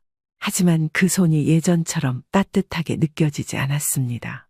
집으로 돌아와 저녁을 준비하던 중 정숙 씨는 갑자기 텅 빈 거실을 보고 가슴이 철렁했습니다. 여보, 어디 갔어요? 집 안을 뒤지고 골목까지 나가 보았지만 남편의 모습은 보이지 않았습니다. 마당에 있던 작은 채소밭도 텅 비어 있었습니다. 이웃들에게 물어봤지만 남편을 본 사람이 없었습니다. 결국 정숙 씨는 다급하게 경찰에 신고를 했습니다. 몇 시간 후 경찰로부터 연락이 왔습니다. 어르신이 동네 정류장 근처에서 발견됐습니다. 본인은 집을 찾아가는 길이라고 하시는데. 정숙 씨는 숨이 턱 막혔습니다. 그렇게 도착한 정류장에서 남편은 의자에 앉아 있었습니다. 낡은 가디건을 걸치고 신발끈도 헐겁게 풀려 있었습니다. 당신 여기 웬일이야? 당신 여기서 뭐 하는 거예요? 또 길을 잃었어요? 길을 잃긴. 그냥 산책 나온 거야. 동수 씨는 천진난만한 얼굴로 웃었습니다. 하지만 정숙 씨는 도저히 웃을 수 없었습니다. 그날 밤 정숙 씨는 침대에 누워도 좀처럼 잠이 오지 않았습니다. 혼자서는 더 이상 감당할 수 없을지도 몰라. 그녀는 천장을 바라보며 오래도록 숨을 삼켰습니다. 이제부터 정숙 씨의 삶은 완전히 달라질 것이었습니다. 남편은 어제보다 오늘보다 내일이 더 낯설어질 것이었습니다. 그리고 그 모든 변화를 정숙 씨는 혼자 감당해야 했습니다. 남편이 치매 판정을 받은 지 몇 달이 지났습니다. 처음에는 단순한 건망증인 줄 알았지만 점점 일상이 무너지고 있었죠. 요즘 정숙 씨의 하루는 남편을 챙기는 일로 가득했습니다. 밥을 차려주면 남편은 자기가 이미 밥을 먹었다며 숟가락을 들지 않았고, 약을 먹이려 하면 약을 감추거나 버리기 일쑤였습니다. 어제도 남편이 약을 숨기는 걸 발견하고 정숙 씨는 속이 터지는 줄 알았습니다. 여보, 이게 뭐예요? 또 약을 숨겼어요? 나 안 먹어도 돼. 안 아프다니까. 아프지 않다면서 왜 자꾸 헛걸음을 하고 밥도 못 챙겨 드세요? 몰라. 그냥 나 안 먹을래. 정숙 씨는 말없이 남편의 손에 약을 쥐어주며 말했습니다. 애가 타고 답답해 죽을 것 같았지만 애써 쓴 마음을 삼켜내며 겨우 다시 말을 했습니다. 약 안 먹으면 더 나빠져요. 제발 좀 드세요. 동수 씨는 정숙 씨를 빤히 바라보다가 마지못해 약을 삼켰습니다. 정숙 씨는 가끔 스스로에게 묻곤 했습니다. 이렇게 사는 게 맞는 걸까? 동수 씨가 치매에 걸리면서부터 정숙 씨의 삶도 무너져 내렸습니다. 아무리 힘들어도 남편을 혼자 둘 수 없었지만 점점 한계가 오고 있었죠. 요즘 남편은 밤에도 잠을 제대로 자지 못했습니다. 가끔씩 침대에서 일어나 방 안을 서성이며 혼잣말을 하곤 했습니다. 한두 번도 아니고 수시로 그랬습니다. 물론 어젯밤에도 그랬죠. 여보, 왜 안 자고 그래요? 집에 가야 해. 집이요? 여기가 우리 집이에요. 아니야. 우리 집 아니야. 나 집에 가야 해. 남편은 안절부절 못하며 창문을 바라보았습니다. 정숙 씨는 더 이상 설득할 힘도 없었습니다. 그저 조용히 남편의 손을 붙잡고 말했습니다. 그것마저도 아니면 남편이 진정할 때까지 옆에서 기다려주어야 했습니다. 여보, 이제 그만 자요. 피곤하잖아요. 하지만 남편은 끝까지 방 안을 서성이다가 새벽녘이 되어서야 겨우 잠이 들었습니다. 정숙 씨는 간병인을 써야겠다고 결심했습니다. 하지만 문제는 돈이었습니다. 경제 활동을 하는 것도 아니고 남편이 은퇴 후에 삶을 살고 있었기에 쓸 수 있는 돈은 한정적이었습니다. 남편 병원비만 해도 벅찬데 간병인까지 쓰려면 감당이 어려웠죠. 정숙 씨가 간병인을 고용하고 일을 하려 해도 역시나 돈 때문에 쉽사리 결정할 수 없었습니다. 그래서 결국 정숙 씨는 아들에게 전화를 걸기로 했습니다. 진우야, 엄마야. 엄마, 웬일이세요? 너한테 좀 부탁할 일이 있어서 네 아버지 돌보는 게 점점 힘들어지고 있어. 간병인을 좀 써야 할 것 같은데. 간병인이요? 엄마 혼자서는 도저히 감당이 안 돼. 너도 알잖아. 네 아버지 상태가 점점 나빠지는 거. 엄마, 저희도 요즘 경제적으로 좀 힘들어요. 애들 학원비도 많이 들어가고. 엄마가 다 맡기겠다는 게 아니야. 그냥 조금만 도와주면. 왜냐하면 엄마도 간병인 구하면 일을 해야 할 것 같고 이대로 살 순 없을 것 같아서 뭐라도 해보려고 그래.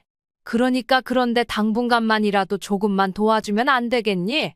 정부 지원 같은 거 알아보시는 게 더 좋을 것 같은데요? 정숙 씨는 순간 귀에서 윙 소리가 나는 듯 했습니다. 아들 진우 씨는 마치 이야기 자체를 하고 싶어 하지 않는다는 듯이 무심한 말투로 일관했습니다. 다른 사람도 아니고 자신의 부모가 어려움을 겪고 있다는데 너무 매정한 거 아닌가 싶었습니다. 진우야, 네 아버지가 어떤 사람인지 알잖아. 우리가 너 키우느라 어떻게 살아왔는데 조금만 도와주면 안 되겠니? 엄마, 솔직히 말씀드릴게요. 지금 저희도 빠듯해서 여유가 없어요. 정숙 씨는 핸드폰을 꼭 쥐었습니다. 더 이상 말을 해봤자 소용이 없을 것 같았습니다. 감정이 더 상하기 전에 여기서 그만두어야 할 것 같았습니다. 알겠다. 엄마가 알아서 할게. 전화를 끊고 나니 속이 터질 것 같았습니다. 지금껏 자식 하나랍시고 얼마나 애지중지 키웠는데 이제 와서 부모를 나 몰라라 하는 건가 싶었습니다. 혹여나 자신이 부유한 상황이었다면 저런 태도는 보이지 않았을 건데 정숙 씨는 기가 막혔지만 어쩔 수 없다 생각하고 속상한 마음을 달랬습니다. 그리고 며칠 뒤 정숙 씨는 오랜 친구 순자를 만났습니다. 요즘 어때? 힘들지 뭐. 진우한테 도움 청해봤어? 응, 그런데 자기도 힘들다고 하더라. 자식한테 너무 기대지 마. 결국 부모는 혼자야. 순자 씨의 말이 가슴을 후벼 팠습니다. 나이가 들면 기댈 수 있는 곳이라고는 유일한 가족인 자식뿐이라 생각했습니다. 하지만 자식에게 기대지 말라니 충격적이기도 했지만 왠지 그래야만 하는 현실에 가슴이 아파왔습니다. 그래도 남편이 이러는데 난 끝까지 지켜야 하잖아. 그럼 네가 먼저 무너지면 그러면 남편은 누가 돌보는데? 정숙 씨는 아무 말도 하지 못했습니다. 그날 집으로 돌아오며 정숙 씨는 결심했습니다. 더 이상 버틸 수만은 없어. 뭔가 결정을 내려야 해. 이대로 가다간 나도 힘들고 동수 씨도 힘들 거야. 방법이 있을 건데. 그날 저녁 정숙 씨는 남편과 마주 앉아 저녁을 먹었습니다. 밥은 삼켰지만 음식 맛을 느끼지 못했습니다. 한마디로 밥이 코로 들어가는지 입으로 들어가는지 모를 지경이었습니다. 남편은 반찬을 집어들다가 멈추고 밥알을 숟가락으로 휘저었습니다. 이거 뭐야? 김치예요, 여보. 아니야. 이거 왜 낯설지? 당신이 매일 먹던 거잖아요. 이상하네. 이거 내가 싫어하는 것 같은데. 정숙 씨는 아무 말 없이 남편을 바라보았습니다. 당신이 가장 좋아했던 김치였는데 남편은 이제 자신이 좋아하던 음식도 잊어가고 있었습니다. 며칠 후 정숙 씨는 며느리 민서에게 연락을 했습니다. 아들 진우 씨에게 거절당했지만 혹시 며느리는 달랐을까 싶었습니다. 사이가 그리 나쁘지도 않았기에 아주 일말의 희망이라도 걸어보기로 했습니다. 정숙 씨가 떨리는 손으로 전화를 걸자마자 민서 씨가 받았습니다. 어머님, 안녕하세요. 민서야, 바쁘니? 아니요, 말씀하세요. 네 시아버지 상태가 많이 안 좋아졌어. 혼자 돌보는 게 너무 힘들어서 간병인을 쓰려고 하는데 네 생각은 어떠니? 간병인이요? 응, 네 시아버지 낮에도 가만히 못 있고 밤에도 깨고 나 혼자 감당하기 어려워서. 진우한테 들었는지는 모르겠지만 간병인 고용하면 나도 집 근처에서 일자리를 알아볼까 해. 아무것도 안 하면 버거우니까 한 푼이라도 아쉬우니 벌어야지. 그러니까 말이다. 조금만 안정될 때까지만이라도 도와줄 수 없겠니? 어머님, 간병인은 비용이 많이 들잖아요. 저희도 요즘 생활이 빠듯해서. 내가 다 부담해 달라는 게 아니야. 조금이라도. 솔직히 말씀드릴게요. 저희도 아이들 학원비며 생활비가 빠듯해요. 요양원을 알아보시는 게 어떨까요? 요양원? 네, 요즘은 요양원이 시설도 좋고 전문가들이 계시잖아요. 어머님 혼자 너무 무리하지 마시고 장기적으로 요양원 보내는 게 맞지 않을까요? 정숙 씨는 멍해졌습니다. 갑자기 요양원이라니 요양원은 생각하지도 않았습니다. 아니, 애초에 요양원은 죽음을 앞두거나 부양할 사람이 없는 사람들만 가는 곳인 줄 알았습니다. 어느 정도 케어가 가능하니 집에서 보살피리라 생각했습니다. 그리고 몇십 년을 살아온 동반자를 나 하나 살자고 그런 곳에 내버려두고 싶지 않았습니다. 하지만 며느리의 입에서 요양원 이야기가 나오니 그렇게 부정적으로만 생각할 곳은 아닌가 싶어 아무렇지 않은 척 되물었습니다. 그런데 요양원도 비용이 만만치 않잖니? 정부 지원도 많고 어머님이 너무 힘드시면 현실적으로 고려해 보시는 게 좋을 것 같아요. 정숙 씨는 손을 꼭 쥐었습니다. 왠지 아들 진우 씨와 통화했을 때 그 기분을 다시 느끼는 것 같았습니다. 네 아버님은 집에서 지내고 싶어 할 거야. 어머님, 현실적으로 생각하셔야 해요. 어머님이 무너지면 아버님도 힘드실 거예요. 현실적으로라는 그 말이 머릿속에 맴돌았습니다. 전화를 끊고 난 후 정숙 씨는 한참을 조용히 앉아 있었습니다. 남편을 요양원에 보내야 할까? 아니면 끝까지 이곳에서 함께 있어야 할까? 애들 말처럼 요양원에 보내는 게 맞는 건가? 시설에 보내면 과연 내가 마음이 편할까 싶은데 이걸 어떻게 해야 하지? 저 사람한테 가고 싶냐고 물어볼 수도 없고 말이야. 며칠 후 정숙 씨는 친구 순자 씨를 다시 만났습니다. 애들이 뭐래? 다들 힘들다고 하더라. 그럴 줄 알았어. 며느리가 요양원을 고려해보래. 너는 어떻게 하고 싶어? 나는 끝까지 집에서 돌보고 싶어. 그럼 그렇게 해. 그런데 너 혼자 다 감당할 수 있겠어? 정숙 씨는 대답하지 못했습니다. 네 건강도 중요해. 네가 무너지면 남편도 못 돌봐. 조금은 냉정하게 생각해봐야 해. 먼저 경험해본 사람으로서 남편은 아니지만 난 친정 엄마였잖아. 근데 그렇게라도 하지 않으면 못 버틴다. 효도도 하려면 환경이 받쳐줘야 하는 거야. 물론 지금 네가 얼마나 힘든지 내가 직접 느낀 건 아니라 가늠은 못해. 하지만 말이야, 마음이 아파도 결국 감내해야 할 건 그렇게 되더라. 그 말은 요양원도 긍정적으로 생각해보라는 얘기야. 나쁠 건 없다고 봐. 어찌 보면 거기서 더 잘 케어해 줄 수 있는 거니까. 재활 치료도 하고 프로그램도 많고 입장 바꿔 생각해봐. 너 그런 거 다 집에서 해줄 수 있어? 정숙 씨는 조용히 차를 마셨습니다. 친구의 말을 들으니 정말로 이제는 결정을 내려야 했습니다. 얼마 뒤 정숙 씨는 부엌 창가에 서서 손을 꼭 모으고 있었습니다. 저녁밥을 해야 할 시간인데도 가스레인지를 켜지 못하고 한숨만 내쉬었습니다. 며칠 전 아들에게도 며느리에게도 도움을 청했지만 돌아온 대답은 하나같이 현실적인 이야기뿐이었습니다. 친구 순자 씨마저도 정숙 씨에게 현실적으로 생각하라고 조언해 주었기 때문에 왠지 모르게 정숙 씨의 마음은 더 복잡해졌습니다. 하지만 한 가지 확실한 것은 더 이상 지금 상태로는 버틸 수 없다는 것이었습니다. 그녀는 다시 한번 결심했습니다.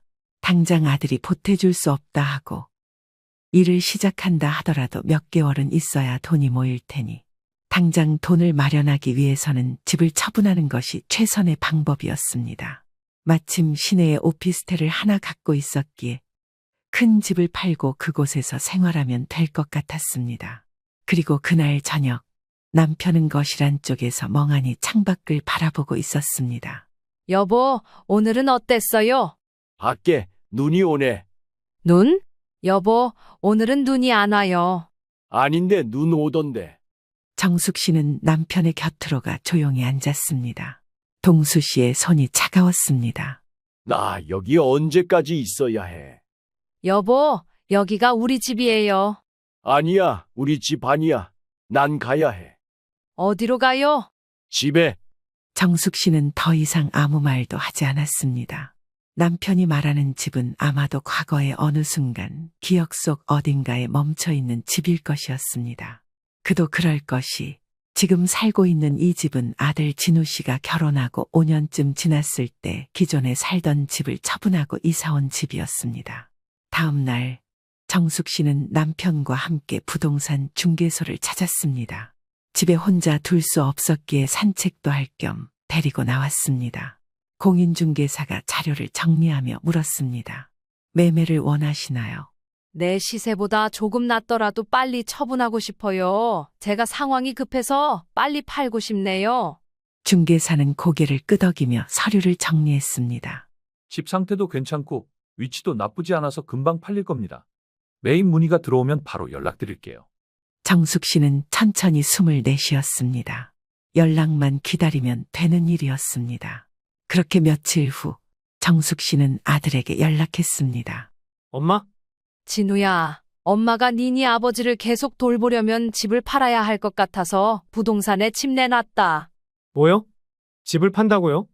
그래, 네 아버지 병원비며 간병비며 엄마 혼자 감당이 안 돼서.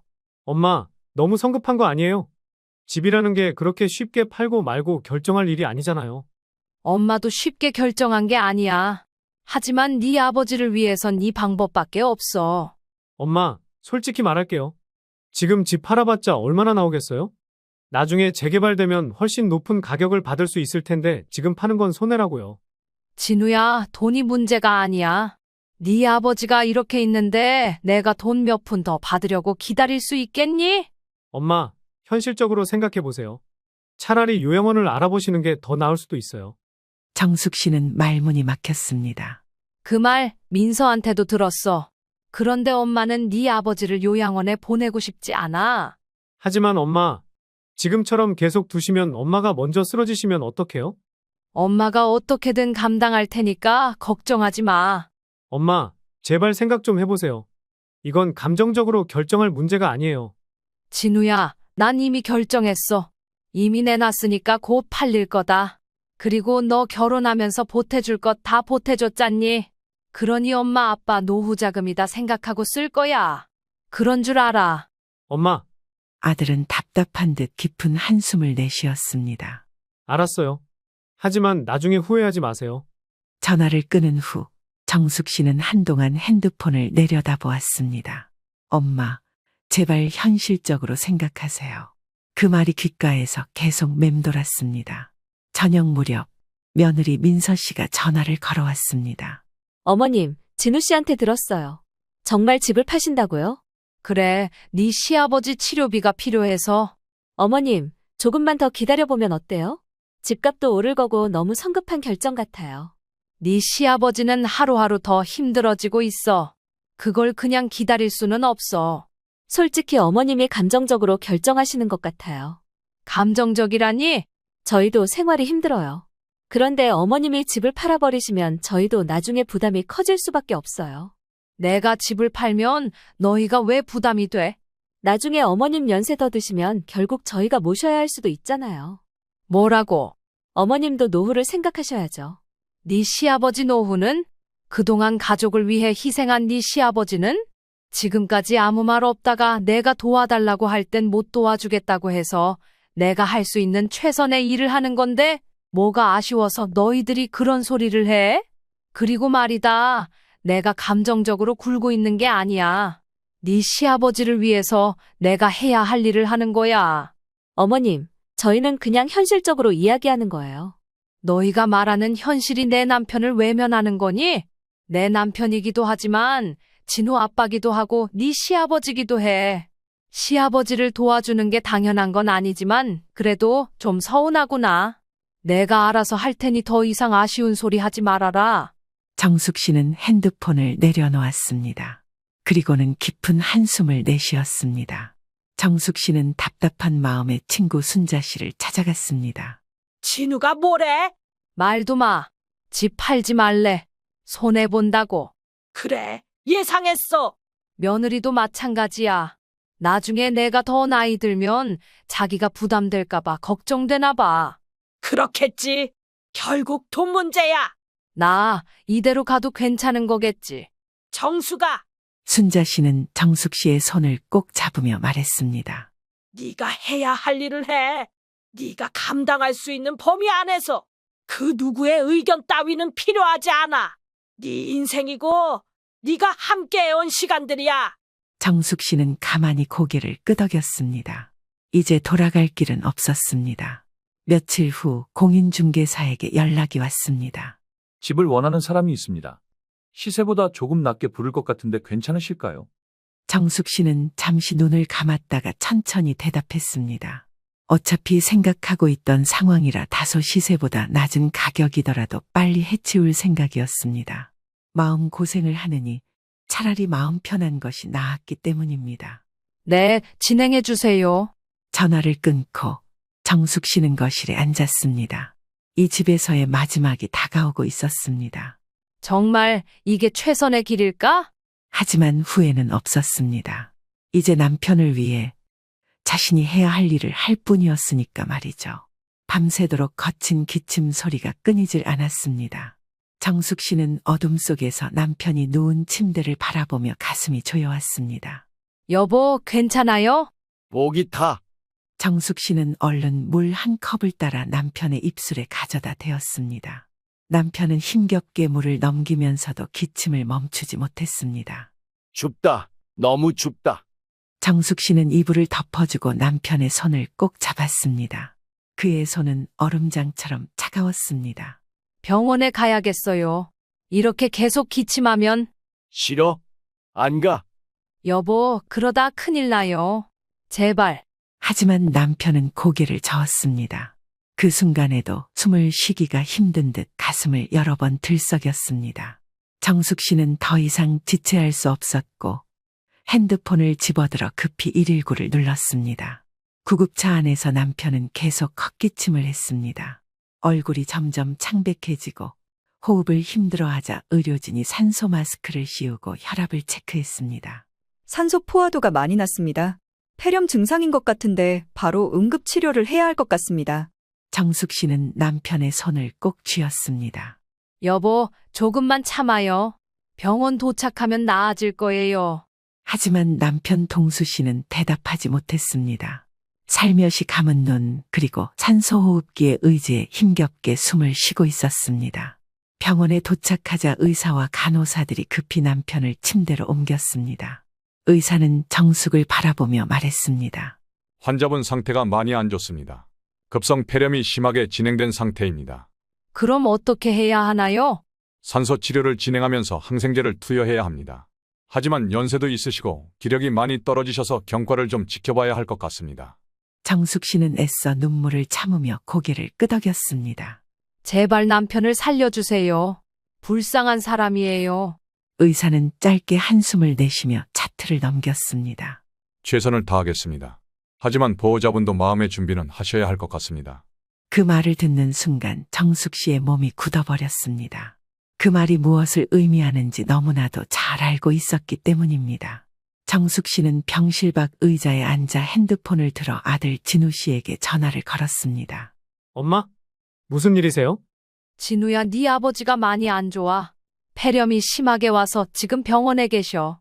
의사도 마음의 준비를 하라고 하는데 도대체 이게 무슨 상황인지 모르겠구나.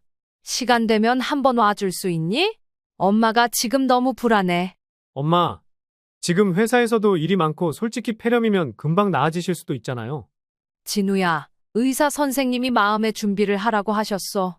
그냥 폐렴이 아니라 급성 폐렴이라 지금 상황이 안 좋대. 어떻게 될지도 모르는데 그냥 와볼 수 있는 거 아니니? 잠시 정적이 흘렀습니다. 그래요? 응, 그러니까 너도 한번. 엄마, 저희도 갑자기 시간을 내기는 좀 힘든데 민서한테 얘기해보고 다시 연락드릴게요. 진우야, 내 아버지 상태가 정말 안 좋아. 민서한테 얘기를 뭐 하러 해? 네 아버지 지금 위독하시다고. 지금 내가 하는 말이 장난인 줄 아니? 담당 간호사라도 바꿔줘? 엄마, 일단 알았어요. 금방 다시 연락드릴게요. 저도 민서랑 통화 좀 할게요. 뚝. 전화를 끊고 정숙 씨는 핸드폰을 손에 쥔 채 한참을 움직이지 못했습니다. 한참 뒤 남편의 병실로 돌아왔습니다. 여전히 산소호흡기를 끼고 있었고 힘겹게 숨을 내쉬고 있었습니다. 정숙 씨는 남편의 손을 잡고 조용히 속삭였습니다. 여보, 나예요. 정숙이요. 나 알아보겠어요? 그 소리에 남편은 희미하게 눈을 떴습니다. 정숙 씨, 내가 옆에 있어요. 남편의 입술이 조금씩 움직였습니다.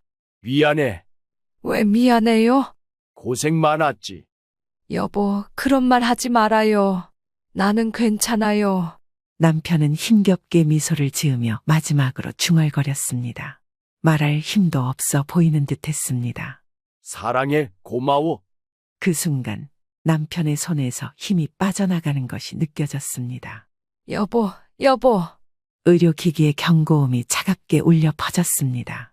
정숙 씨는 그 찰나의 순간 남편이 해준 말이 귀에서 잊혀지지 않았습니다. 눈에선 하염없이 눈물이 흘러내리고 있었고 아직은 따뜻하기만 한 남편의 손을 부여잡고 몸을 덜덜 떨어야 했습니다. 그 모습에 의사는 조용히 고개를 저었습니다. 죄송합니다. 명복을 빕니다. 정숙 씨는 남편의 얼굴을 쓰다듬으며 눈물을 흘렸습니다. 여보, 수고 많았어요. 이제 아프지 말고 편히 쉬어요. 그렇게 남편이 정숙 씨의 곁을 떠나고 말았습니다. 하지만 이제 남편은 더 이상 고통받지 않을 것입니다. 하지만 남겨진 정숙 씨의 마음은 텅 비게 되었죠.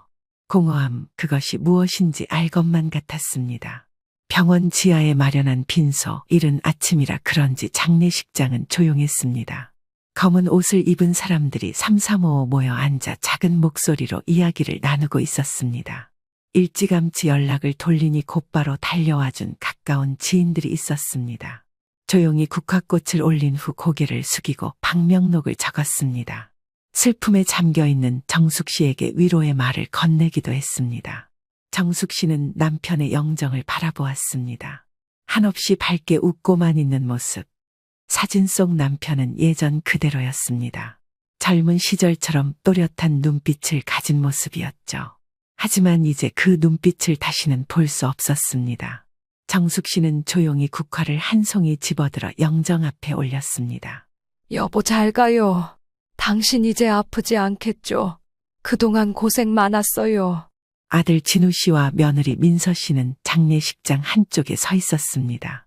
상주 노릇을 한답시고 정숙 씨와 나란히 서 있었는데 정숙 씨는 진우 씨에게 눈길도 주지 않았습니다.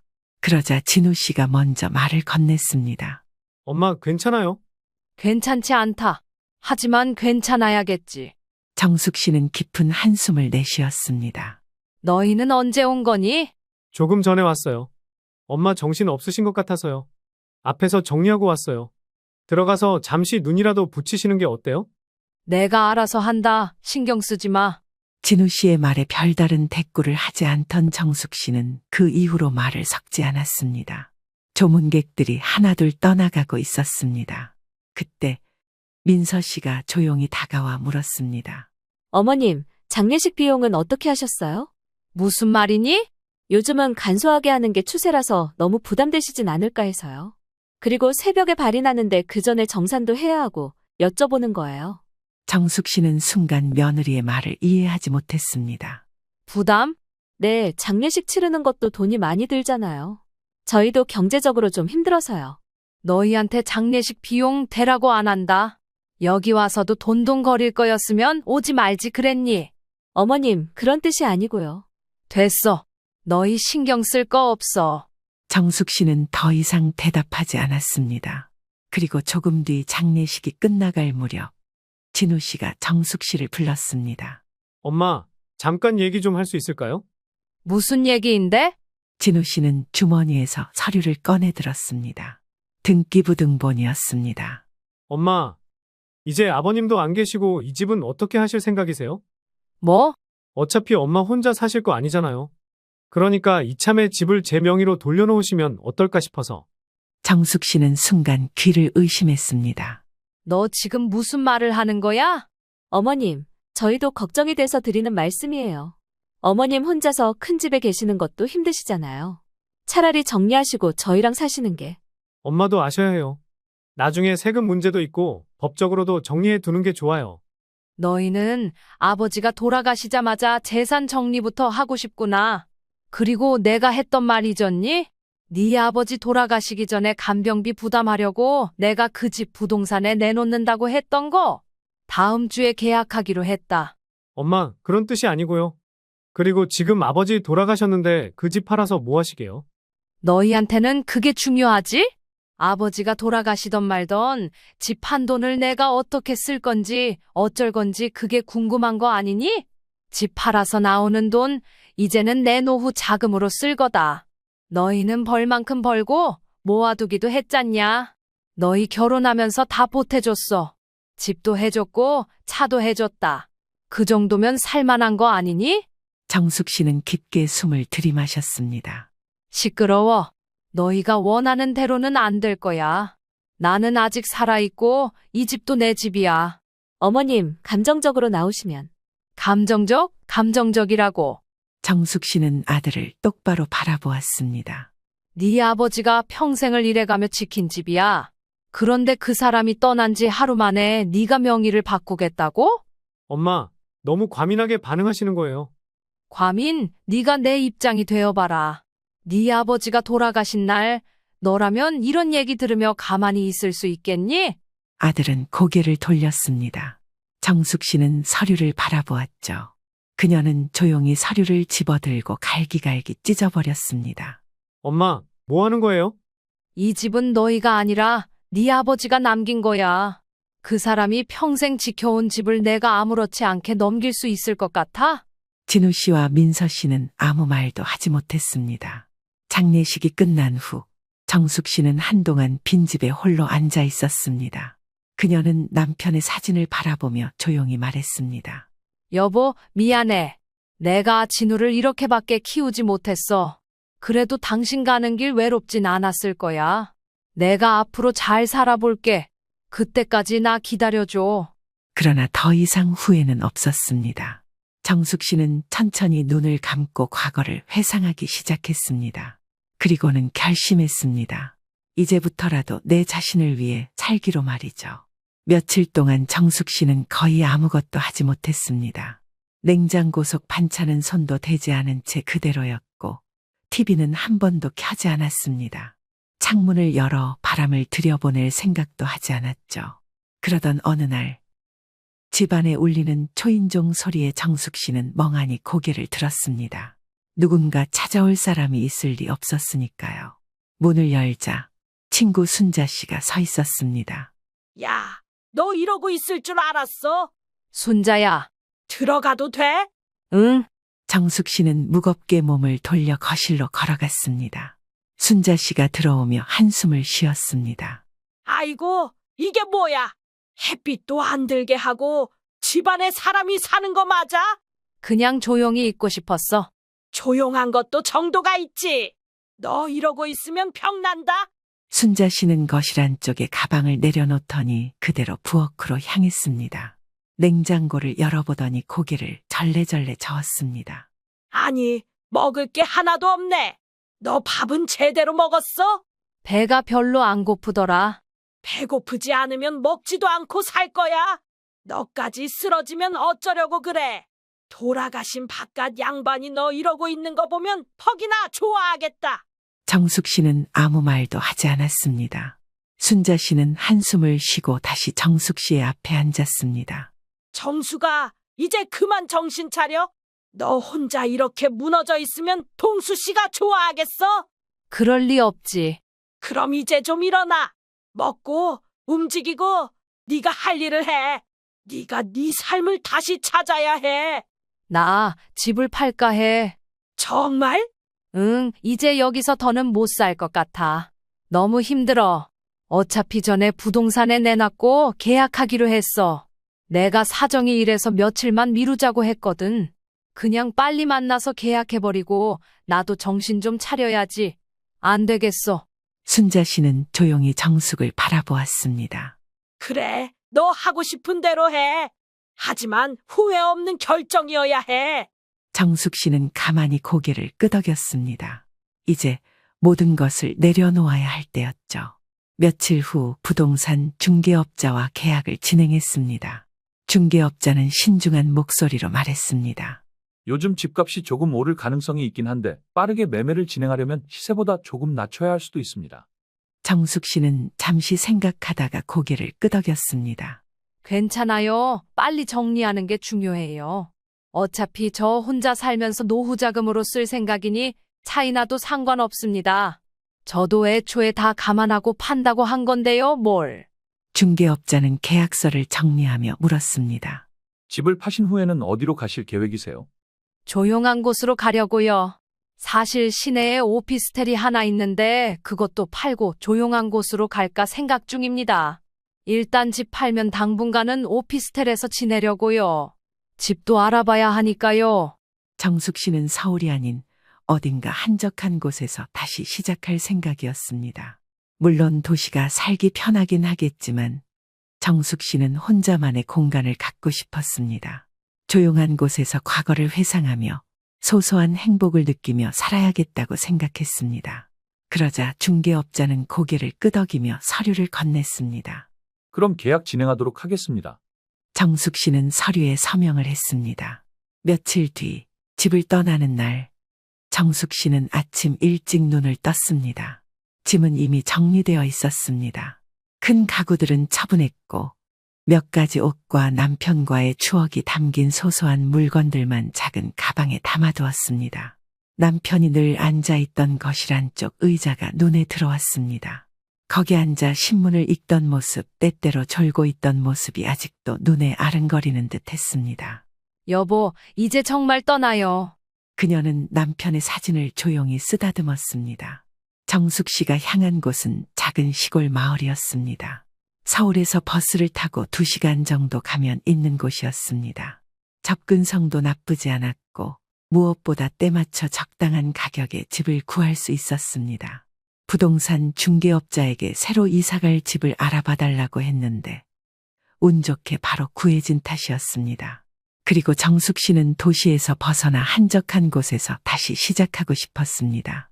그냥 우리 동네로 와. 여긴 조용하고 공기도 좋고 너한테 딱이야. 순자 씨의 말에 고민 끝에 결정한 곳이기도 했습니다. 마을로 들어서자 낮고 넓게 펼쳐진 논밭이 보였습니다. 구불구불한 작은 길을 따라 한동안 걷다 보니 바람이 시원하게 불어왔습니다. 공기가 다르네. 순자 씨가 반갑게 손을 흔들며 나왔습니다. 드디어 왔네. 응, 얼굴 좀 봐라. 그래도 조금은 나아 보이네. 그러려고 왔잖아. 정숙 씨는 순자 씨의 농담에 희미하게 웃었습니다. 짐 풀고 좀 쉬어. 저녁은 내가 해줄게. 오늘은 여기서 자고 내일 아침 먹고 같이 집으로 건너가자. 집 청소는 내가 동네 사람들이랑 해놨어. 짐만 들여놓으면 되는데 이삿짐은 언제 오니? 고마워, 순자야. 짐이 별로 없어서 내일 아침에 바로 온다고 했어. 고맙긴. 이제부터는 우리 같은 사람들끼리 기대고 살아야지. 너도 이제 나이 들고 동수 씨도 먼저 떠나고 했으니 서로 마음 붙이면서 살아보자. 정숙 씨는 천천히 고개를 끄덕였습니다. 이곳에서의 새로운 삶이 시작되고 있었습니다. 며칠 후 이삿짐 정리를 마친 정숙 씨는 작은 텃밭을 가꾸기 시작했습니다. 마당 한켠에 있는 작은 텃밭이었습니다. 원래는 풀과 작은 돌멩이들이 가득한 공간이었지만 순자 씨와 동네 주민들이 집을 청소해주면서 텃밭으로 사용할 자리라며 메꿔준 곳이었습니다. 정숙 씨는 손으로 흙을 만지며 문득 남편과 함께했던 날들이 떠올랐습니다. 정수가, 이 고추 모종은 너무 촘촘하게 심으면 안 돼. 알았어요. 가르치긴. 그러니까 당신이 텃밭 초보지. 웃기시네. 나도 잘해요. 그때는 그저 사소한 대화였지만 이제는 가슴을 울리는 기억이 되었습니다. 정숙 씨는 조용히 중얼거렸습니다. 여보, 나 여기서 잘 살 거예요. 당신도 보고 있죠? 바람이 살짝 스쳤습니다. 정숙 씨는 다시 손에 힘을 주어 흙을 다지기 시작했습니다. 이제는 남편과 함께했던 기억을 품은 채 자신을 위한 삶을 살아야 했습니다. 점심 무렵 순자 씨가 찾아왔습니다. 야, 일은 좀 쉬엄쉬엄 해. 얼굴에 땀 좀 봐. 괜찮아. 오랜만에 몸을 움직이니까 좋아. 그래도 쉬엄쉬엄 해. 너무 무리하면 안 돼. 순자 씨는 부엌으로 가더니 냉장고를 열어 찬물을 한 잔 따라왔습니다. 마셔. 시원하게 한 잔 해. 정숙 씨는 감사한 마음으로 물을 받아 마셨습니다. 고마워, 순자야. 근데 너 네 집처럼 아주 자연스럽다. 고맙긴. 우리끼리 서로 챙기고 살아야지. 이제는 자식들한테 기대면 안 돼. 그리고 네 집이나 내 집이나 바로 옆인데 자주 드나들어야지. 너 하는 거 보니까 내가 당분간은 시도 때도 없이 들이닥칠 거야. 그래도 되지? 그래, 적어도 심심하진 않겠네. 정숙 씨는 피식 웃으며 물잔을 내려놓았습니다. 그래도 네 얼굴이 좀 좋아진 것 같아서 다행이야. 응, 이제야 좀 편해진 것 같아. 그래, 그렇게 사는 거야. 힘들었던 거 다 잊고 이제 너를 위해 살아. 고마워, 정말. 여기 오는 것도 쉽지 않은 결정이었어. 이게 다 네 덕분이야. 이제 조금이나 마음 편하게 지낼 수 있을 것 같아. 진우는 그 뒤로 연락 없지? 연락이 오긴 하지. 근데 내가 자주 하지 말라고 했어. 아직 마음도 뒤숭숭하고 말이야. 당분간은 서로 안 보고 지내는 게 나을 것 같기도 해서 말이야. 나도 미련도 없고. 순자 씨의 말에 정숙 씨는 조용히 고개를 끄덕였습니다. 그날 저녁 정숙 씨는 혼자 거실에 앉아 남편의 사진을 바라보았습니다. 여보, 나 여기서 잘 살고 있어요. 걱정하지 마요. 창밖을 보니 하늘에는 별이 총총 떠 있었습니다. 정숙 씨는 창문을 열고 한동안 하늘을 바라보았습니다. 이제는 후회도 미련도 내려놓을 때였습니다. 당신이 행복해야 나도 행복해. 남편이 생전에 했던 말이 떠올랐습니다. 그녀는 조용히 눈을 감고 중얼거렸습니다. 그래요. 이제 나도 나를 위해 살게요. 그곳에서 내가 어떻게 사는지 내가 잘 살 수 있도록 지켜봐줘요. 우리 나중에 다시 만나요. 알겠죠? 그녀는 창문을 닫고 조용히 방으로 들어갔습니다. 유독 풀벌레 소리가 자장가처럼 들리는 밤이었습니다.